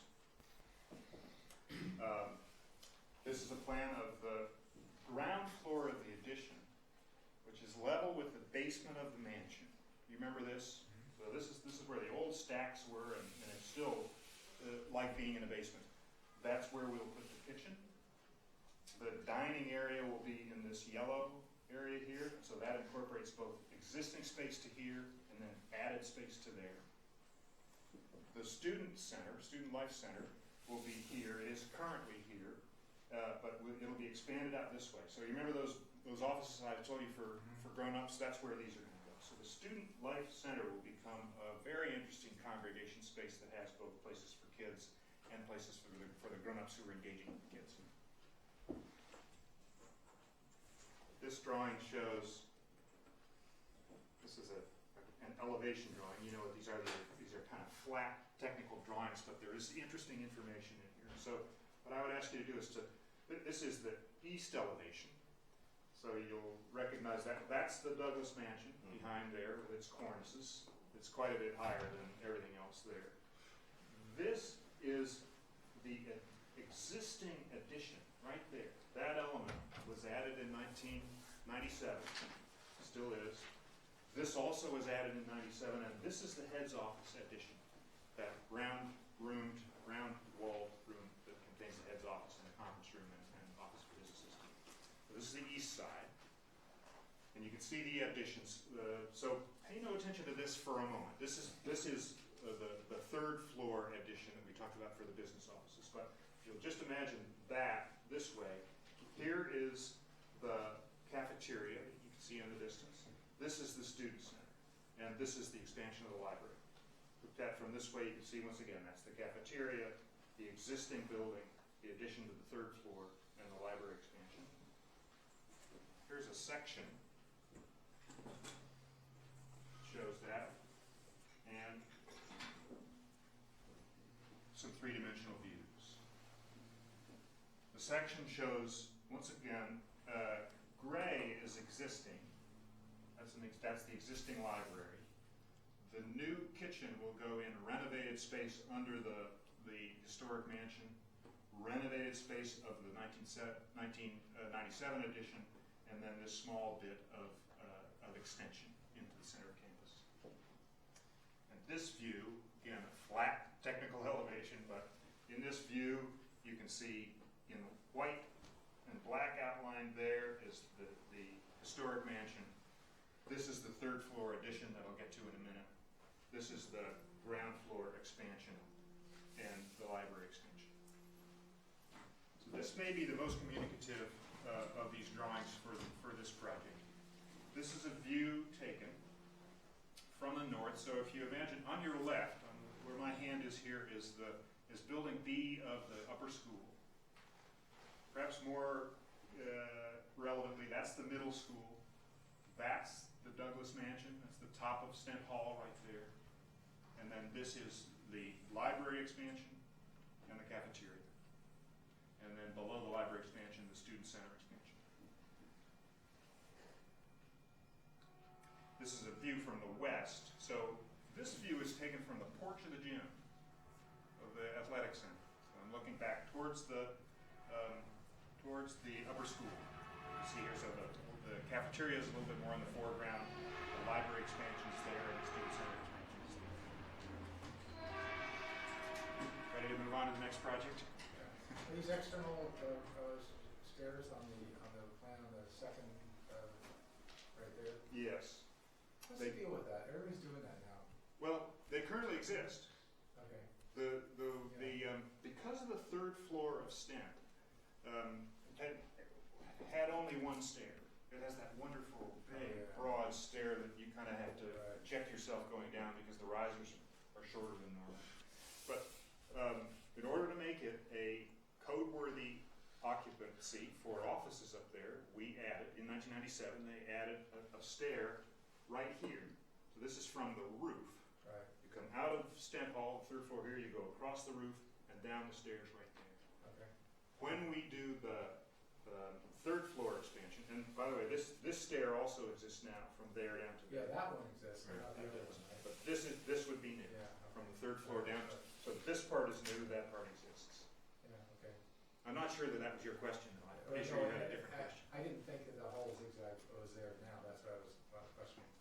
And I've seen it on the Facebook building, they've got them all over the place, it's like, there must be a discount on extra stairs. Building Um, code. Yeah. I did these before I saw that Facebook project.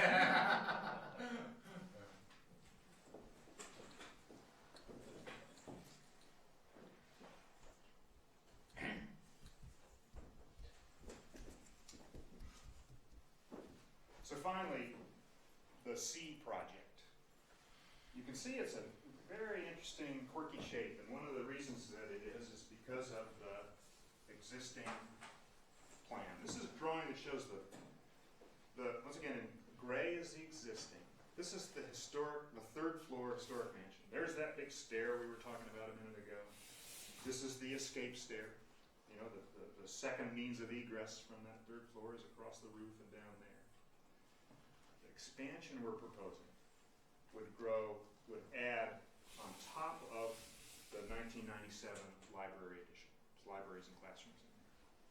And it would touch the existing building very gingerly.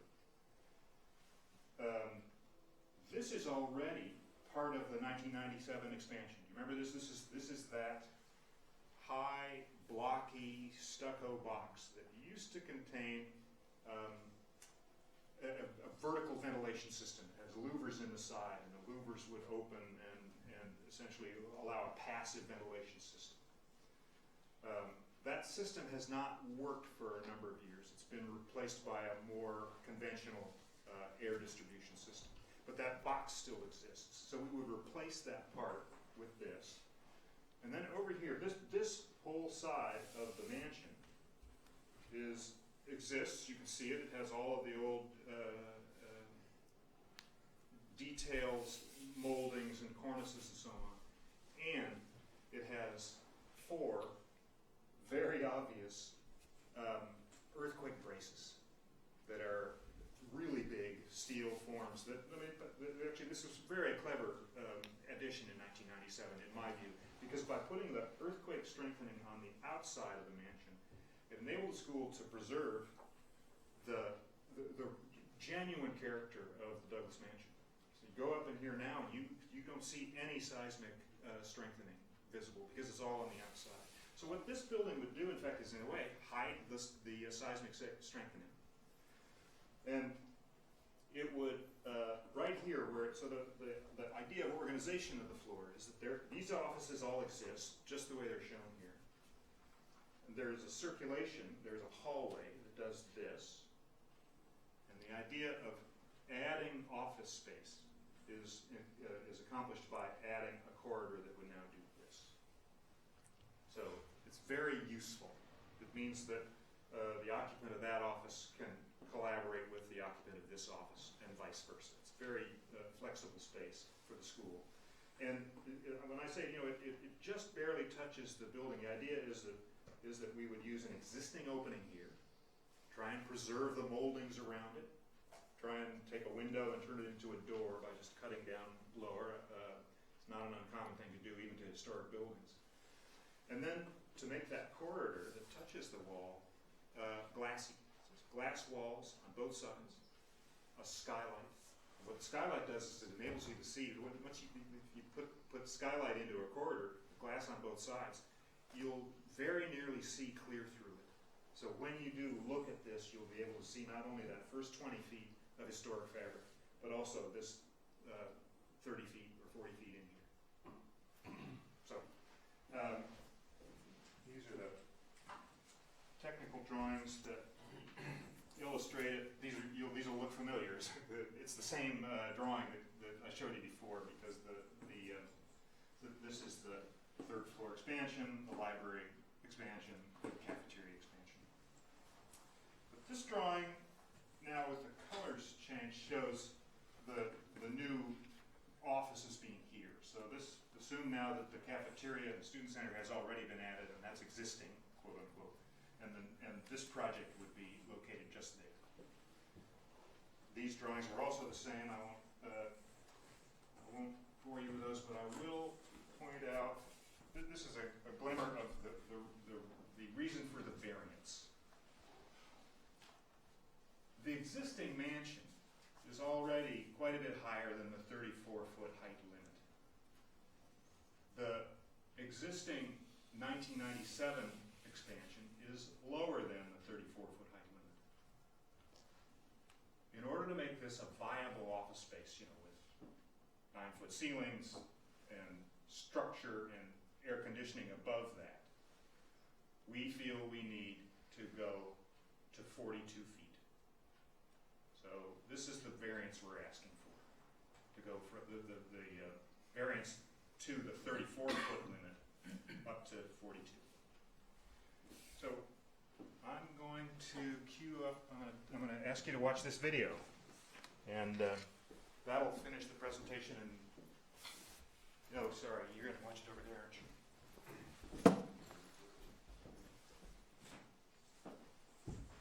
Thanks. Good. That's good.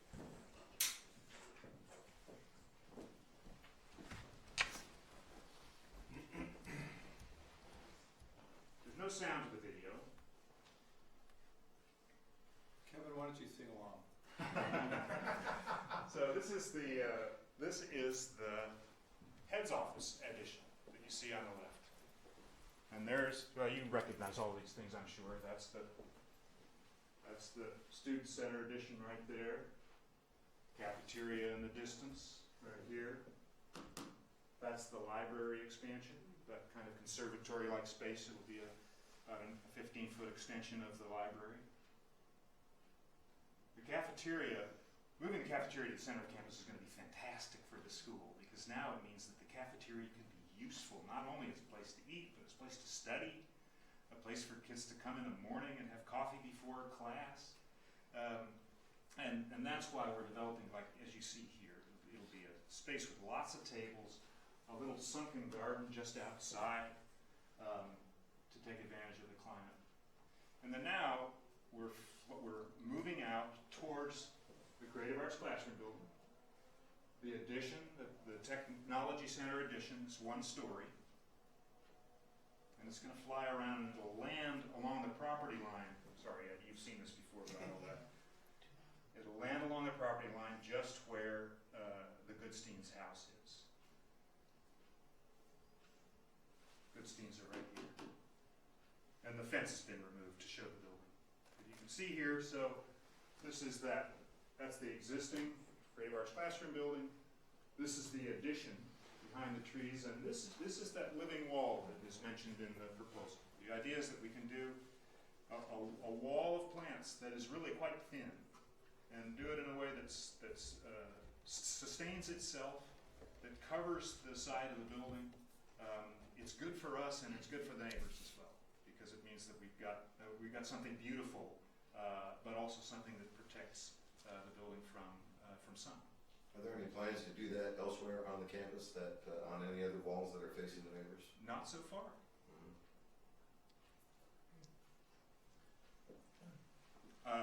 We could play the video again. As you can see, it only takes a minute. All right, we'll have to play it while we're asking you questions. Sure. All right. So, any other questions or any questions? I'm just curious about where the people who will occupy the new office space currently reside on the campus. Good question. So we have some people doubled up in so the 3rd floor of Stan is primarily business office and our development office. We have a number of people who are doubled up in offices right now, and it'd be nice to have them have their own spaces. We are anticipating a slight increase in our development staff as we move towards a campaign that would need to run to fund these projects. And we also have our communications office, we'd like to move it from where it is now, which is the Creative Arts and Design Center, to a more logical location over with the business office and the development office where they do most So it's a combination of a slight increase, but mostly a reconfiguration and a more logical constellation of offices. And the slight increase in staff wouldn't have very much impact on the traffic? We're so far below our target numbers, I don't have any concerns about that. Any questions? As far as construction is concerned, I saw different things in the CUP regarding hauling dirt, things like that, mitigating items. Do you have a proposed route for the heavy equipment and the trucks, and what would that be, and what's the plan for that? We do. Thanks for asking. A couple of drawings in here that are also included in the application that you've seen.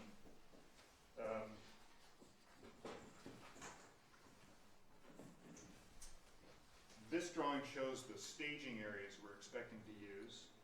This area, any construction project needs a place for the contractors to come and mobilize in order to build.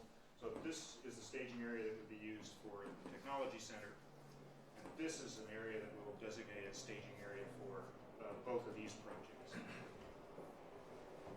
The other thing, of course, we need is a way to get from the street to the projects on campus. And forgive me for the light color of these. Can you make this out?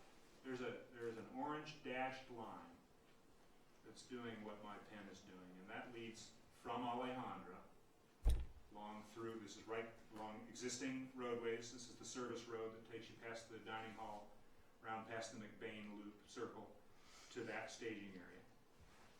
And there is also an existing paving that we would use to connect here. This is a staging area for the library expansion, the student center expansion, the cafeteria.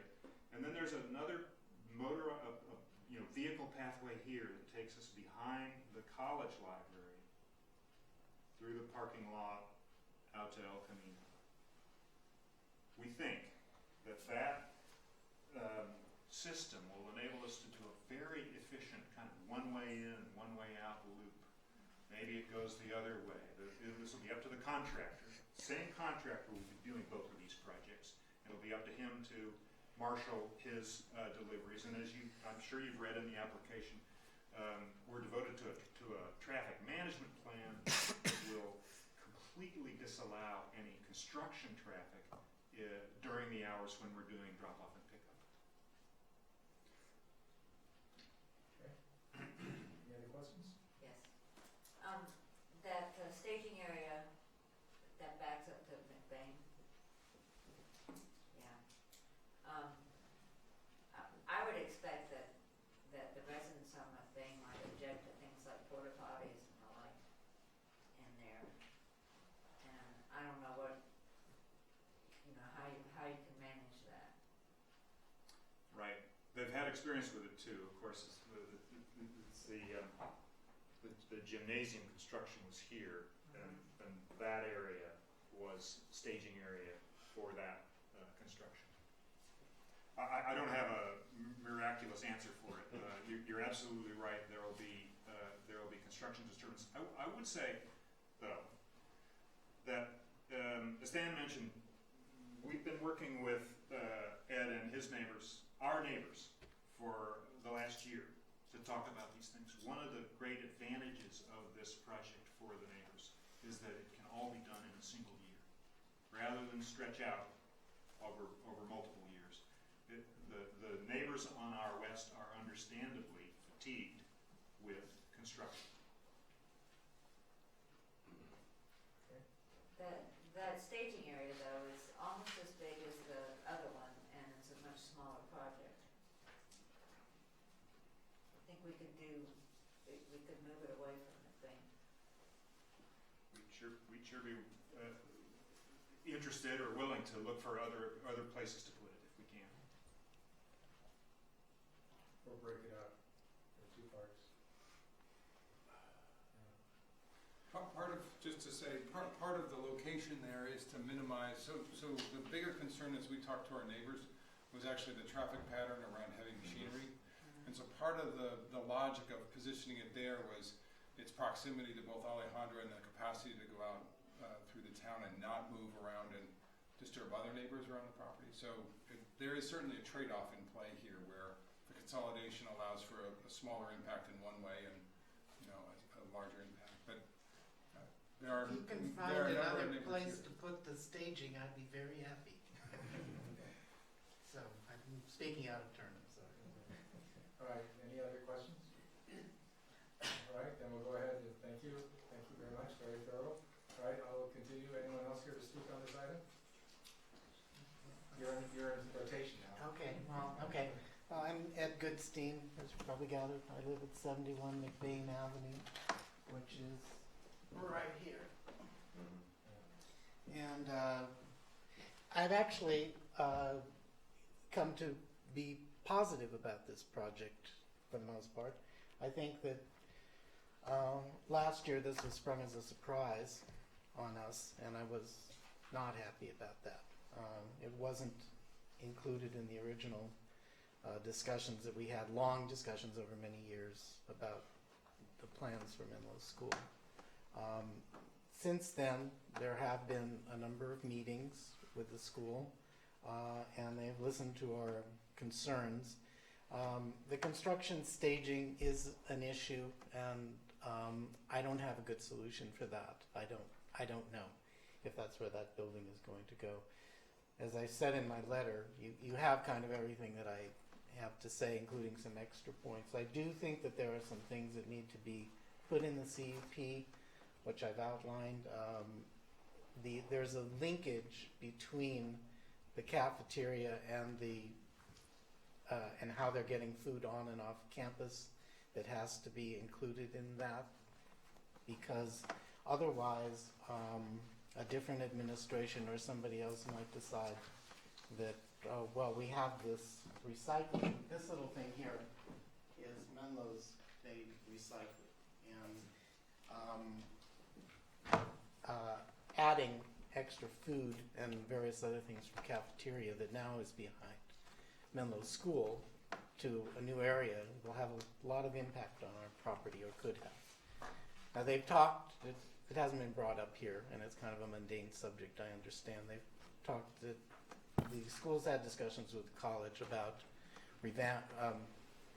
using the current area behind Menlo College and revamping that to as a place for their food waste and all of that, and I'm in favor of that and hope it can be incorporated into that.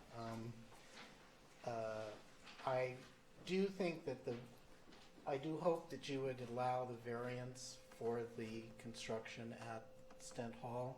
I think they've done a good job of thoughtfully planning that as well as they can, and it is in the center of campus. Historically, at least in the last 20-odd years, this idea of moving most of the noise activities to the center of campus is a precedent that has been set, and I think it's been overall a good one.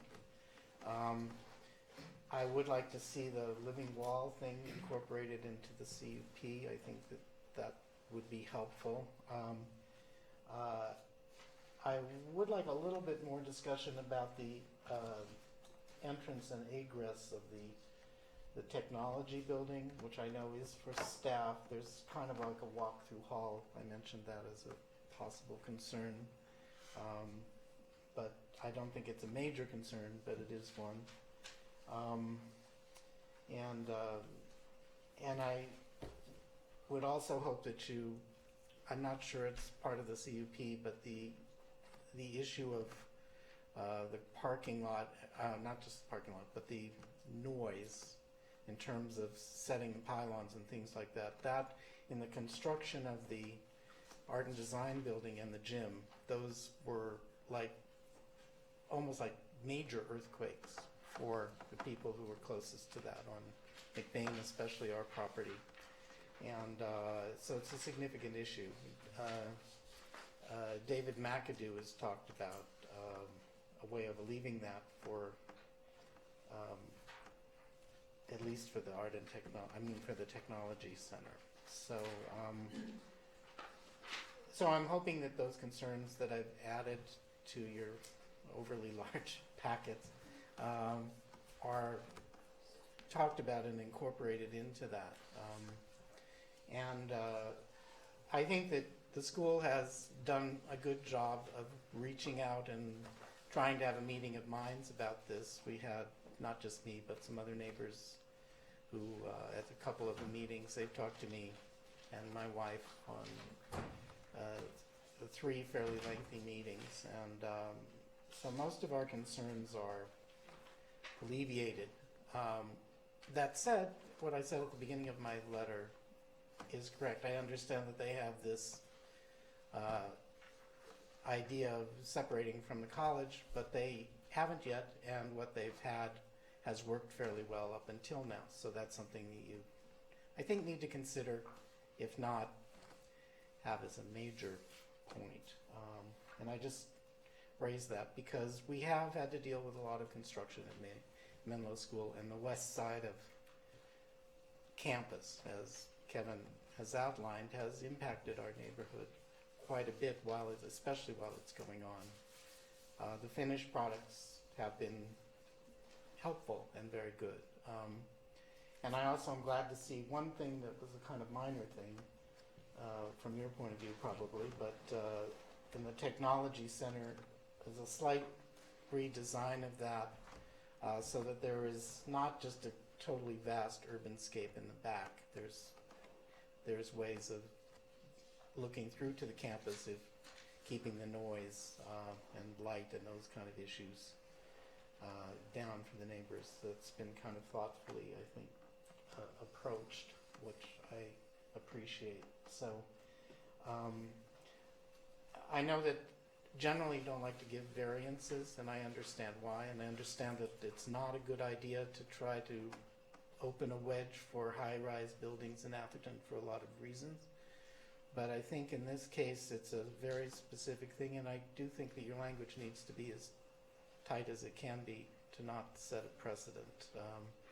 But I think it's an unusual situation. It's a very different, it's a kind of one-off building in many ways, and it would certainly help the neighborhood, to have most of the noise and activity in the center of campus. And as I said, it's not an alternative here, but going back to the original plan of the 3-story building outside of our back door is not something that I look forward to or could speak in support of, and it's not something that the school wants either. So I hope you take that into consideration. So that's all I have to say. You're going to do the same thing. I did email Mr. Goodstein, Mr. Hart's letter, and we had a couple of email exchanges. So I just want to provide you with a copy of the conditions that have been added, and I added the last one at your request relating to the food waste. So this is a copy of the use permit. Okay. Thank you. Well, thank you for your thoughtful approach to this. Yeah, definitely. Really good. Okay. I thought it was very fair, very objective, well thought out, Well, and Good neighbor. great neighbor. I think it's incumbent on the school to recognize that and kind of respect the situation you're in, because you have the property that's most closely affected by all of this going on. I did have a couple of questions for you. Can I? Okay. Can I? Yeah. Go ahead. Oh, thanks. The little tongue addition there, the technology center. So plugging that gap, do you think will really benefit you as far as sound and? Well, I think it's kind of to be honest, personally, I think it's sort of a wash. Building the gym made a big difference for us in terms of the sound and all of that.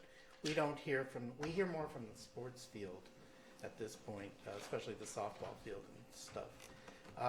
I think it probably will help as long as they alleviate it so that we're not looking at just a building that's like an alleyway in downtown San Francisco, because through the way that it's developed, and we maybe overemphasized this, blocking out the neighbors and stuff, and they did. But I think that the living wall thing, if they could expand it to a greater campus, would be helpful too. So I think it will probably help, but it will be a minor help in terms of noise and all of that particular thing. And then But how I do you don't feel know. about the ingress and egress plan that Kevin just laid out for a lot of the construction equipment? I think that's, if they're going to build it, there's going to be noise. I think that it's helpful. I think it would be helpful, as Mr. Haney meant in our talk. I think their idea was to try to have, like he said, have one way in, one way out, so that it's not like these trucks are going both ways all of the time, especially during the haulage project part of it, which is where you have the largest trucks and the most stuff. There is still the issue of staging, and I agree with you. You know, it does affect us somewhat. It depends, of course, what they're doing.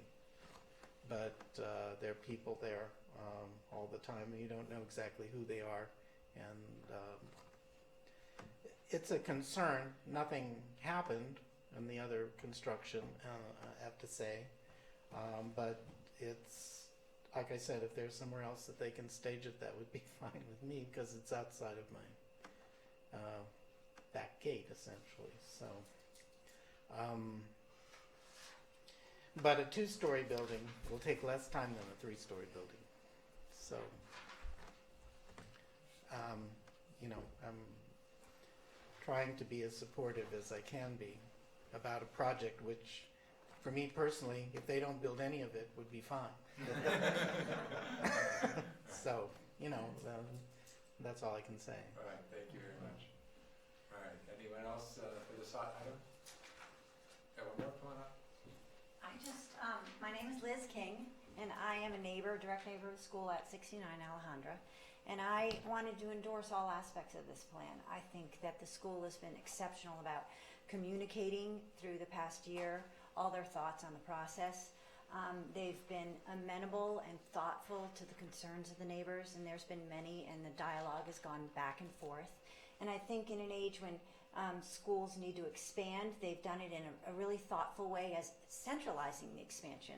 So on that note, I think specifically the variance is something that really needs to be considered, because it's not only going to impact the neighbors in a favorable way, but I think it's a great dynamic for the kids on campus as well. So I wanted to give my favorable endorsement. All right, thank you. Thank you. Thank you. One more. Thank you. Apologize for my casual attire, but I was with my kids before, so hopefully you forgive me. I'd like to echo the sentiments of Ed, Liz, and the other neighbors. I live 5 doors down, I guess, from Ed, on the corner of McBain and Emily. Your name is? Byron Dieter. Okay. New Atherton resident, so Welcome. we've got the extreme, someone who's endured several of these projects, and the rookie here. As I've become aware of the projects, and as a new homeowner, obviously concerned for all the impact reasons that people have articulated. But really, 3 things have jumped out to us, which caused me and my wife to lend our enthusiastic support. The first is the noise element, which kids are sort of like water, where they find the efficient path, and right now the flow is like this throughout the day to eat, and not only is it inconvenient and awkward, but I'm a huge fan of this notion of centralizing the noise and the activity. I think it's net beneficial to students and all that, which is great, but it focuses the noise and energy in, and so the trade-off on the variance, I know you guys have policies and precedent and all that stuff you're worried about, but you can't see it from anywhere, and it's a fundamentally net positive event for, I think, everyone. It's a true win-win-win all the way around, which is great. In terms of the technology building, what has my enthusiasm there is that it's reasonable for them to be able to use the property. If they're not increasing the number of students, then it's all about where are they during the day. And this is vastly superior to the alternatives. The potential to only go 1 story above ground, aesthetically it's appealing. The fact that it actually buffers noise and is a stopgap, and for the same reason will actually deter student flow through that area and redirect it back to the center, I think is a net positive all the way around. And so, yes, it'll be a pain when there's a staging area, and hopefully things on the margin can be done there. But I think you sort of take a short-term lump there, and then there's a meaningful positive across the board for the other elements. And so I'd strongly support and encourage you to do the same for those elements. And then the third, I would echo the sentiments that the school's been very collaborative about this. I don't have history before this, and so it sounds like there may have been some surprises there, or some things that maybe weren't optimal, but as a new resident here, I can say that they've been fantastic, and they've reached out, they've heard input, they've been open to walking through things, and from our standpoint, that's as much as we could hope for. So I'm optimistic that the small elements that you don't document and lock them down to will also be covered, because they're thinking about this long term, and that to me is a positive. I just wanted to add one other thing about the variance and your thoughts about that. Most often, at least in Atherton, which is a residential community, variances are in regard to residential property. But this is an institution. And so it's an unusual situation going in.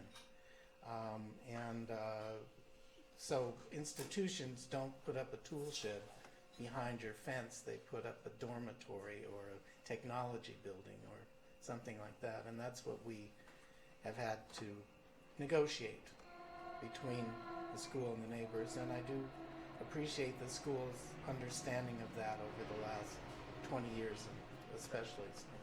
So I just wanted to add that point. Anyone else here to speak on the item? All right, then I'll close the public hearing and bring it back to us. Thank you everyone for your thoughtful comments and respectful comments. That's even better. I'll bring it to the board to make comments or motions or whatever would seem appropriate. So, Actually, just clarifying, what are we actually deciding on all three items? yeah, Or so what's the there's discussion? a couple of things. We have to take actions on a couple things. We have to adopt the addendum for the initial study mitigation negative impact on the monitor reporting. Is that correct? And then there's this other declare the addendum to the what's the decision on the project? Is that how are we saying Right, that? so you take the environmental analysis first as your first action, and then you may want to consider the variance next, Right. and then the conditional use permit finally. So there's three items. So what I'm saying though, yeah, I'm with you. So what I'm saying is we're taking a separate action each, or we're clumping them together and taking all three at once? Yeah, probably taking them all three individually one at a time, just so it's clear what we're voting on, and so that we can make decisions individually. I think that's probably the best way to go. Is that correct? Is staff comfortable with that? Just as long as you do the environmental before the others. Yes. I'm happy with that. All right. Any other questions? I have one question that came to mind as we were discussing the staging area. I'm just wondering how the school is going to implement safety and security measures, because I imagine there'll be expensive equipment, tools, hopefully locked up at night. But it would be attractive to less savory people to come onto the property and perhaps do things they shouldn't be doing, and how might that impact our neighbors, particularly Mr. Goodstein's property. Would you like us to speak to that? I don't know if that's So that's a Staff have an question answer to to that. staff. I don't, but I know the police department is working very closely with a lot of different construction sites, because we have seen, a lot of construction thefts. And so some of those sites, they're putting some motion sensor cameras actually to help detract and also catch the suspects. So we can have the police department work with them, because they can have some of those best practices down now. Any questions, comments? I think the initial studies looks great, personally. Don't see any issue with it. Anyone? Anyone else? No. Yeah, I'm first of all things about this whole project, I love the fact that this process has worked for the neighbors. That's the number one thing. So that for me is sort of the ante to the whole process. If that works, then we're on the right path. And this is the most positive we've been on this, and it shows a good outreach program and a good listening program and a good consideration of input. And there are so many good things about that, our role model, and combine that with a great traffic plan. You have to. It's one of my favorite lines is, "I love it when a plan comes together," and this is one of those ones that does. I don't have a problem with the variance on this one for a couple reasons. One, because it's lower than the building height is right now. I think it is a special case that it's not a situation that is going to be replicated in the community because of the nature of the institution itself. So I think it is a unique situation that we can make a variance based upon. I think that the environmental impacts and the project impacts are being taken care of and will be continued continue to be taken care of because the good neighbor program that the school has shown us in the last year will continue. I think the traffic plan has to be worked out and in advance and during.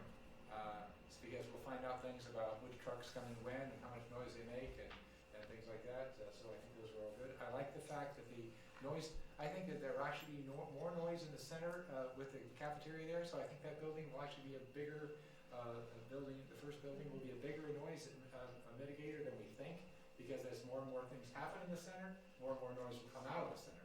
And the better that it's locked, the better that it'll be impact for the neighborhood. Also, with more people in there, the visual blocking will be another important thing in terms of neighborhood privacy. So there's a number of things about that location. I really love the architecture, the way it blends into the building. So I really appreciate that. I'm not wild about the third story architecture. The statement that it makes, it doesn't look as ornate or as classy as the original to me. It looks a little more modern, which, you know, I guess that's the way things are. Coming back from 17 days in Europe, I'm really over the top on that. Something about Venice did something to me. I'm ready to move ahead with the commissions. So we got a couple of things I just want to clarify on the motions that we have before us, just to make sure that some of the acronyms are clear. The ISMND and the NMRP and all that. Could you just delineate that for those who are in the audience that are reading it, going like, well, the shortcut is initial study, mitigated negative declaration. So that's the environmental analysis under the California Environmental Quality Act. The mitigation monitoring reporting program is kind of those mitigation measures or those conditions to make sure that they comply with the requirements of the document. All right. So with that, then ready for a motion in a second. Everybody. Where is that? Who wants to read this item? It's page 9. Yeah, I've got it right here if you want to borrow mine. I got to highlight it. Of the staff report. I always pull that out first just in case I ever need them. Safety tip. Misplaced. Because the deeper the report, the harder it is to find. You ready? I'm not ready, but while you guys are looking, I'll just make a comment. All right, good. The feedback from the neighbors was vital, at least in me, kind of making a decision. So thank you for your input and your feedback and your cooperation with the school. I was almost thinking that it should be noted somehow that we're not setting a precedent, but we're kind of making a variance, and the neighbor's approval is a big part of our, at least my decision making. I'm thinking that kind of applies to the rest of the commission, but anyway, long way of saying thank you for your input, because that was really valuable. I'm prepared to make the motion if everybody's okay Should with I that. stall long enough over here? I was ready. One of the few times that I was on the bench with my shoes tied, coach. All right. I move that the planning commission make a finding outline. I'm going to do them all together, by the way, so I'll break my own rule just because it's easier. Just yeah. All right. Move the planning commission make a finding outline in the staff report. I wasn't sure if it would be unanimous among us. Take the following actions: approve the following permits and conditions listed in the draft approval certificates. Adopt the addendum number 2, initial mitigation, study mitigation, negative declaration, and mitigation monitoring report program for the project, and that we declare that the commission has considered the addendum to the ISMND and the NMRP prior to the making decision of the project, and that we approve the draft variance certificate for the Central Campus project, and that we approve the draft condition use permit certificate of the head of schools, suite edition, and the technology and business office edition. As amended before you with the addition of condition 11, 12, and 13. That's correct. Thank you. As I was going to say. Sorry. That's okay. No, that's good. And I really was going to say that. All right. Moving to second. All right. You have to repeat it when you say. Yeah. All right. Now with the whole motion. All right. All those in favor say aye. Aye. I'm in favor of 1 and 3. I'm not in favor of 3. Oh, I wish I'd known that before. I would have breaking that. I didn't That's know. right. All right, so we'll. You got it. Continue that. All right, good. I'm sorry, Matt. All right. 504-150. All right. But we will tally it, right? And not this secret document? Okay. All right, we have it. We have it. All right, so 5041, 5041, 50. All right, you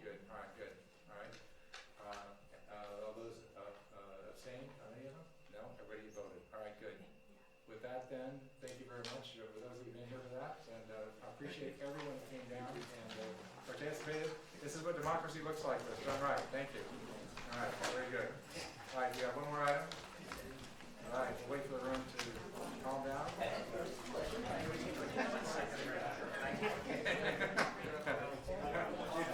have to raise your hand.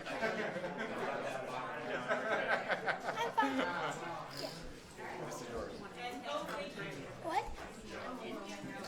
Yes, please. Thank you. Thank you so much.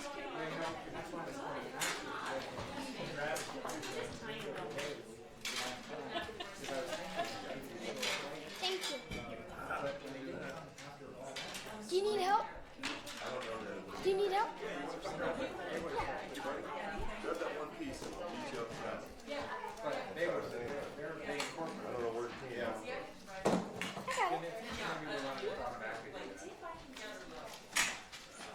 But I would invite them to do, I think now what I'm going to do is ask the audience here, if not, Right, that's not that.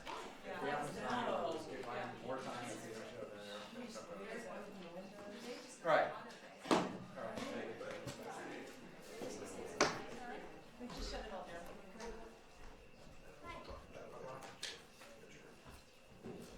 All right.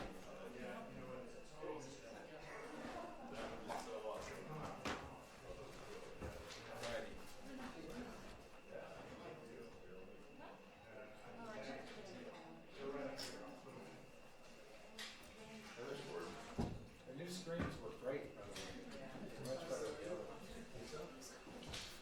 All right, so just so you know, I put this on the agenda, we put this up on the agenda with the idea that we might have time for it and might not, but we thought we would get the process kicked off, and if there's anybody here to speak on it, they could speak on it, and we can continue the discussion on this, because when we put it on the agenda, we knew that this could be a long Right.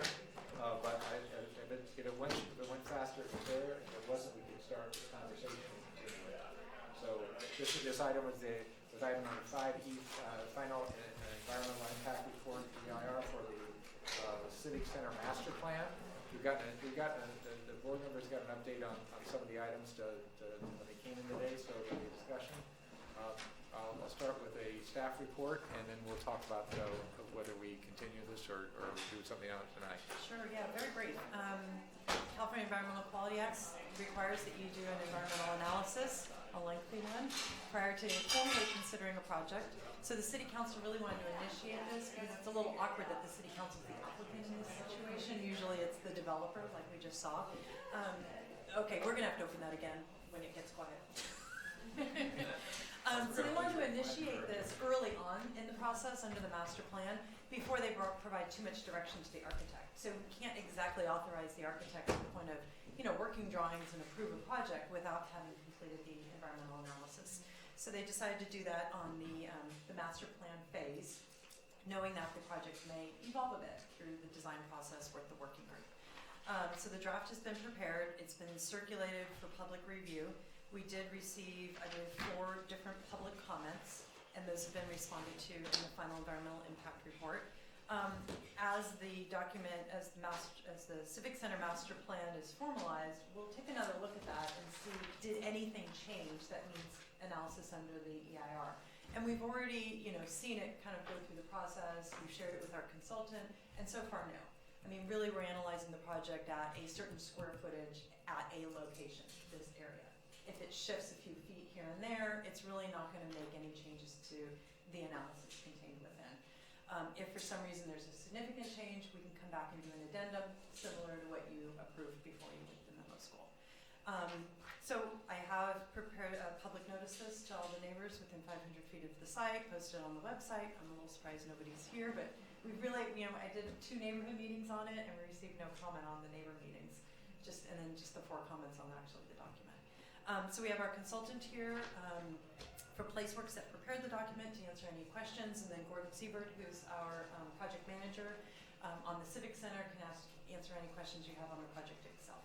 So if you would like to, we're ready to begin. And just to make it clear, the EIR is just a document that is sure that we consider all the areas of impact, potential impact, and what mitigations there would be for that impact. So basically, is it going to create traffic? Is there a plan to address traffic? Is there any kind of environmental item on the property that will be mitigated? In certain situations, it's an architectural dig or something like that. So it's designed to basically address the things that are aspects of this project on a macro scale, and that there would be an address mitigation, so that we wouldn't be surprised. Oh shoot, we should have thought about the traffic plan. Oh shoot, we should have thought about the impact. That's just at that level. Some people will probably get more input on the actual plan than we will on the EIR, but this EIR has to be the first step. All right. With that, is that any questions of staff? With regard to the process or the EIR? Either. Okay. Reading all the stuff on the water line that runs under or through the town center, I don't believe that I can pull out a resolution, even a party in a responsible party for the pipeline. Nobody ever, there's a lot of finger pointing going on with regard to the pipeline, and I think that that's a major environmental concern because it supplies water to all of us as well as Menlo Park and Palo Alto, and I don't think it's been adequately thought through. You know, nobody wants to fund moving it. Nobody wants to build on top of it. So But the fact that it's been addressed, so it's not, well, there's no resolution. right. Right, so what the secret document does is it takes a look at, yes, there's a water line, right? And with the building location, what are the issues? So you either move the building or you move the water line is pretty much what we're down to right now. Right. So the secret document has looked at the construction impacts associated with moving the water line, and has found that that would not be a significant impact to move the water line from a construction and an environmental standpoint. The secret document at this level is not required to identify who would pay for moving the water line, who's responsible for moving the water line. That's more of kind of a design issue that I think the city manager and Gordon are trying to work out with the Public Utilities Commission. But from an environmental standpoint, nobody's assuming the water line goes away. The water line either stays in place or it gets shifted a bit, and it stays on the site. So I don't know if Kyle or Gordon have anything they want to add to that conversation. The three approaches are, or the three truisms are: one, nothing can be built on the water line. Two, if something's built on the water line, it has to be within a certain distance away from the water line, or the water line's moved. Those are the three aspects of it. And then everything about how it will be done, or what it will be made of, or what conditions, everything else is all part of the actual plan that has to be approved later on. Right. Any other questions of staff before we open up the public hearing? I think it's important to answer her question. So whether it's water, utilities, I mean, this isn't very common for these documents. This is what we do for a living in terms of development. This is very common. If you're, I'm trying to gather whether you're concerned about the fact that they're identified or that there's no resolution or no solution. The fact that they're identified is really what the document is for. Yeah. So they're not looking to us to do anything other than make sure. Okay. But I didn't know where you were going with your question. I'm just plain concerned that this document points up that there is a big problem, and there isn't any organization that wants to step up and take responsibility for it and work toward finding an appropriate solution. That's what I'm concerned about. I think the city doesn't want to take responsibility, and certainly from what the Public Utilities Commission letter said, they don't want to take responsibility. So it seems like we're kind of left holding the bag here. If I would like, if Gordon just could add- maybe expand on the conversations that have happened, because either, like I said, either the building gets shifted, the water line stays, or we come to an agreement and the water line moves. And so maybe you can, Let's open up public hearing. he's staff, Oh, staff, okay, staff, okay. but you could. No, that's all right. It's fine, either way works. I think I'd rather talk to staff than the public. Okay. Thank you. Thank you, Commissioners. Gordon Siebert, City Engineer. We identified, I think to Commissioner Whitmer's concern, we've identified the water line existing on the site about a year ago. And so I began to go, discussions with the SFPUC, and in those discussions and working with our city attorney, we kind of concluded that they might not have an easement to have the line, part of the line on site. And we're still in that process of discovery, I guess I'd call it. We've done our research. They're trying to do theirs because they don't necessarily agree with our issue that they don't have an easement, because then that gives us significant leverage in dealing with it. We have met with the PUC, and while Commissioner Whitmer is correct that there is no resolution at this point, part of it is because they're still trying to find out if we have leverage. Because if we have leverage, we say, sorry, you don't have an easement, move your line, please. And then they have to figure out how it gets funded. That's my understanding. So we think we have a pretty solid position. We are not in opposition. In fact, we want to work with them. There are 3 other places in town they've identified where they probably don't have easements. We said, we'll work with you to create an easement. We want to give you an easement. We want to keep this line in service continuously. I mean, we recognize it might take an hour or two, at 2 a.m. some morning when we turn the other line off and have the new line built, and then quickly weld everything together and put it back together. And by the way, I did 2 66-inch lines, which are quite a bit bigger than this, when I was in Daly City. So it can be done. It was done overnight. So we're not really concerned about it. We are concerned as who's going to pay for it. Obviously, we don't want the town to have to do that. And we think our position is pretty strong at this point that it will not cost the town to do that. I would also point out that the architects have designed the buildings preliminarily. We have site layouts. And right now, the main parts of the building do not lie over the water line. There is an auxiliary building, call it a garage, for the police department that's over that line. That can be relatively easily moved. It's not a heated and cooled building. It's a garage. So we think we're in pretty good shape. But I appreciate having the concern raised, and we've been concerned about it for a year and have been working with it. And I won't even tip my hat to a certain person who helped us with the PUC, but thanks, Paul. From the way I read it, the PUC was saying it's not really them. It's all the companies that, the Palo Alto Water Company and Menlo Park. I think they're throwing the responsibility away from themselves as well. And that's what I'm concerned about, is we don't have anybody that's stepping up and saying, I own that line. Like I said, I wouldn't characterize it that way. PUC has said clearly they own the line. The document that describes the operational requirements and the maintenance requirements for that line, they've promised to send it to us. They have not sent it. But the PUC acknowledges it's their line, they own it. They believe that it would be those retail customers, including Cal Water, Stanford, Menlo Park, and Palo Alto, that would have to pay for the cost. And we have not approached those customers at this point to ask them to do that until we get the documents from the PUC that make SFPUC that make it clear who owns that line. Again, I believe our position is fairly clear. We don't own the line. We have no responsibility to move the line at our cost. If we had a project with PG&E, they're a public utility, we'd say, your line is interfering with our project, kindly move it, and give them adequate time to do so.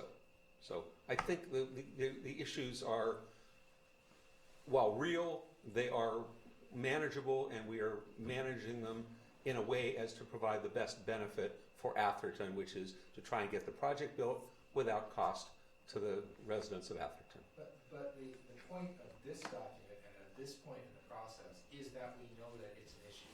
Right. All right, that's all that has to be on here. So if we were to wake up in 3 years and say, oh shoot, we should have thought of that, then we missed it in the EIR. The EIR is just designed to be, are all the points that we could have thought about, then are they on the radar screen? Yes, it's on the radar screen. So that's the purpose of this document at this point, right? I have to defer to our attorney, All right. our planner. Right. So in my mind, this document is not doesn't provide the ultimate solution. It provides the ultimate indication that a solution has to be found. If we were to approve this document, and later on we found things that we didn't find, and we haven't had an inadequate EIR. But since it doesn't do that, that would be on the radar screen. All right. So just like the parking issue, the fact that parking is going to be reduced, things like that, they're all in here. So for me, that's you've done your job to put it on the radar screen. Thank you. I'll remain to answer any questions. If that's the one that's there, I actually have a question. Separate of what's in our document. Yes. Is there a public safety issue with where the line is now? No. Okay, great, thank you. It's been there since 1936. Right. Seems to be pretty good shape. No, I just want to make sure that I'm understanding the comments.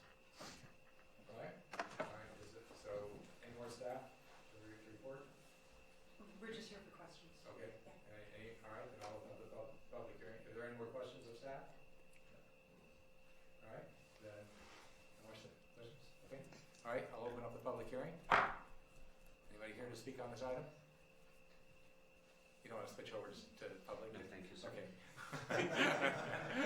All right, then I'm going to close the public hearing on this item. Thank you. All right, I'll bring it back to the board for comment, and action is appropriate. I don't know why we wouldn't vote to approve this tonight. I mean, let's get it off our plate. It looks like it's Recommend. it be sent to the city council or town council.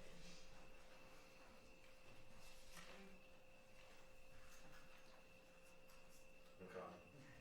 All right, good. All right, that was pithy. All right, then I'm open to any other comment? Okay, good. So I'm open for a motion or not. I'll move it. I move that the planning commission recommend the city town council approve the civic center master plan final environmental impact report. I'll second. First, moved and seconded. All those in favor say aye. Aye. Opposed? And abstain? All right, then I guess we're good. All right. All right, then the next item on the agenda is staff report, or commissioner's report. Anything exciting happening in the Royal Commission? All right, nobody has anything? All right, good. Staff report? No reports. All right, no reports. Item number 8 is always a challenge for this meeting. Yeah. I need a motion to adjourn. Moved. Moved and seconded. All those in favor say aye. Aye. All right, see you next month.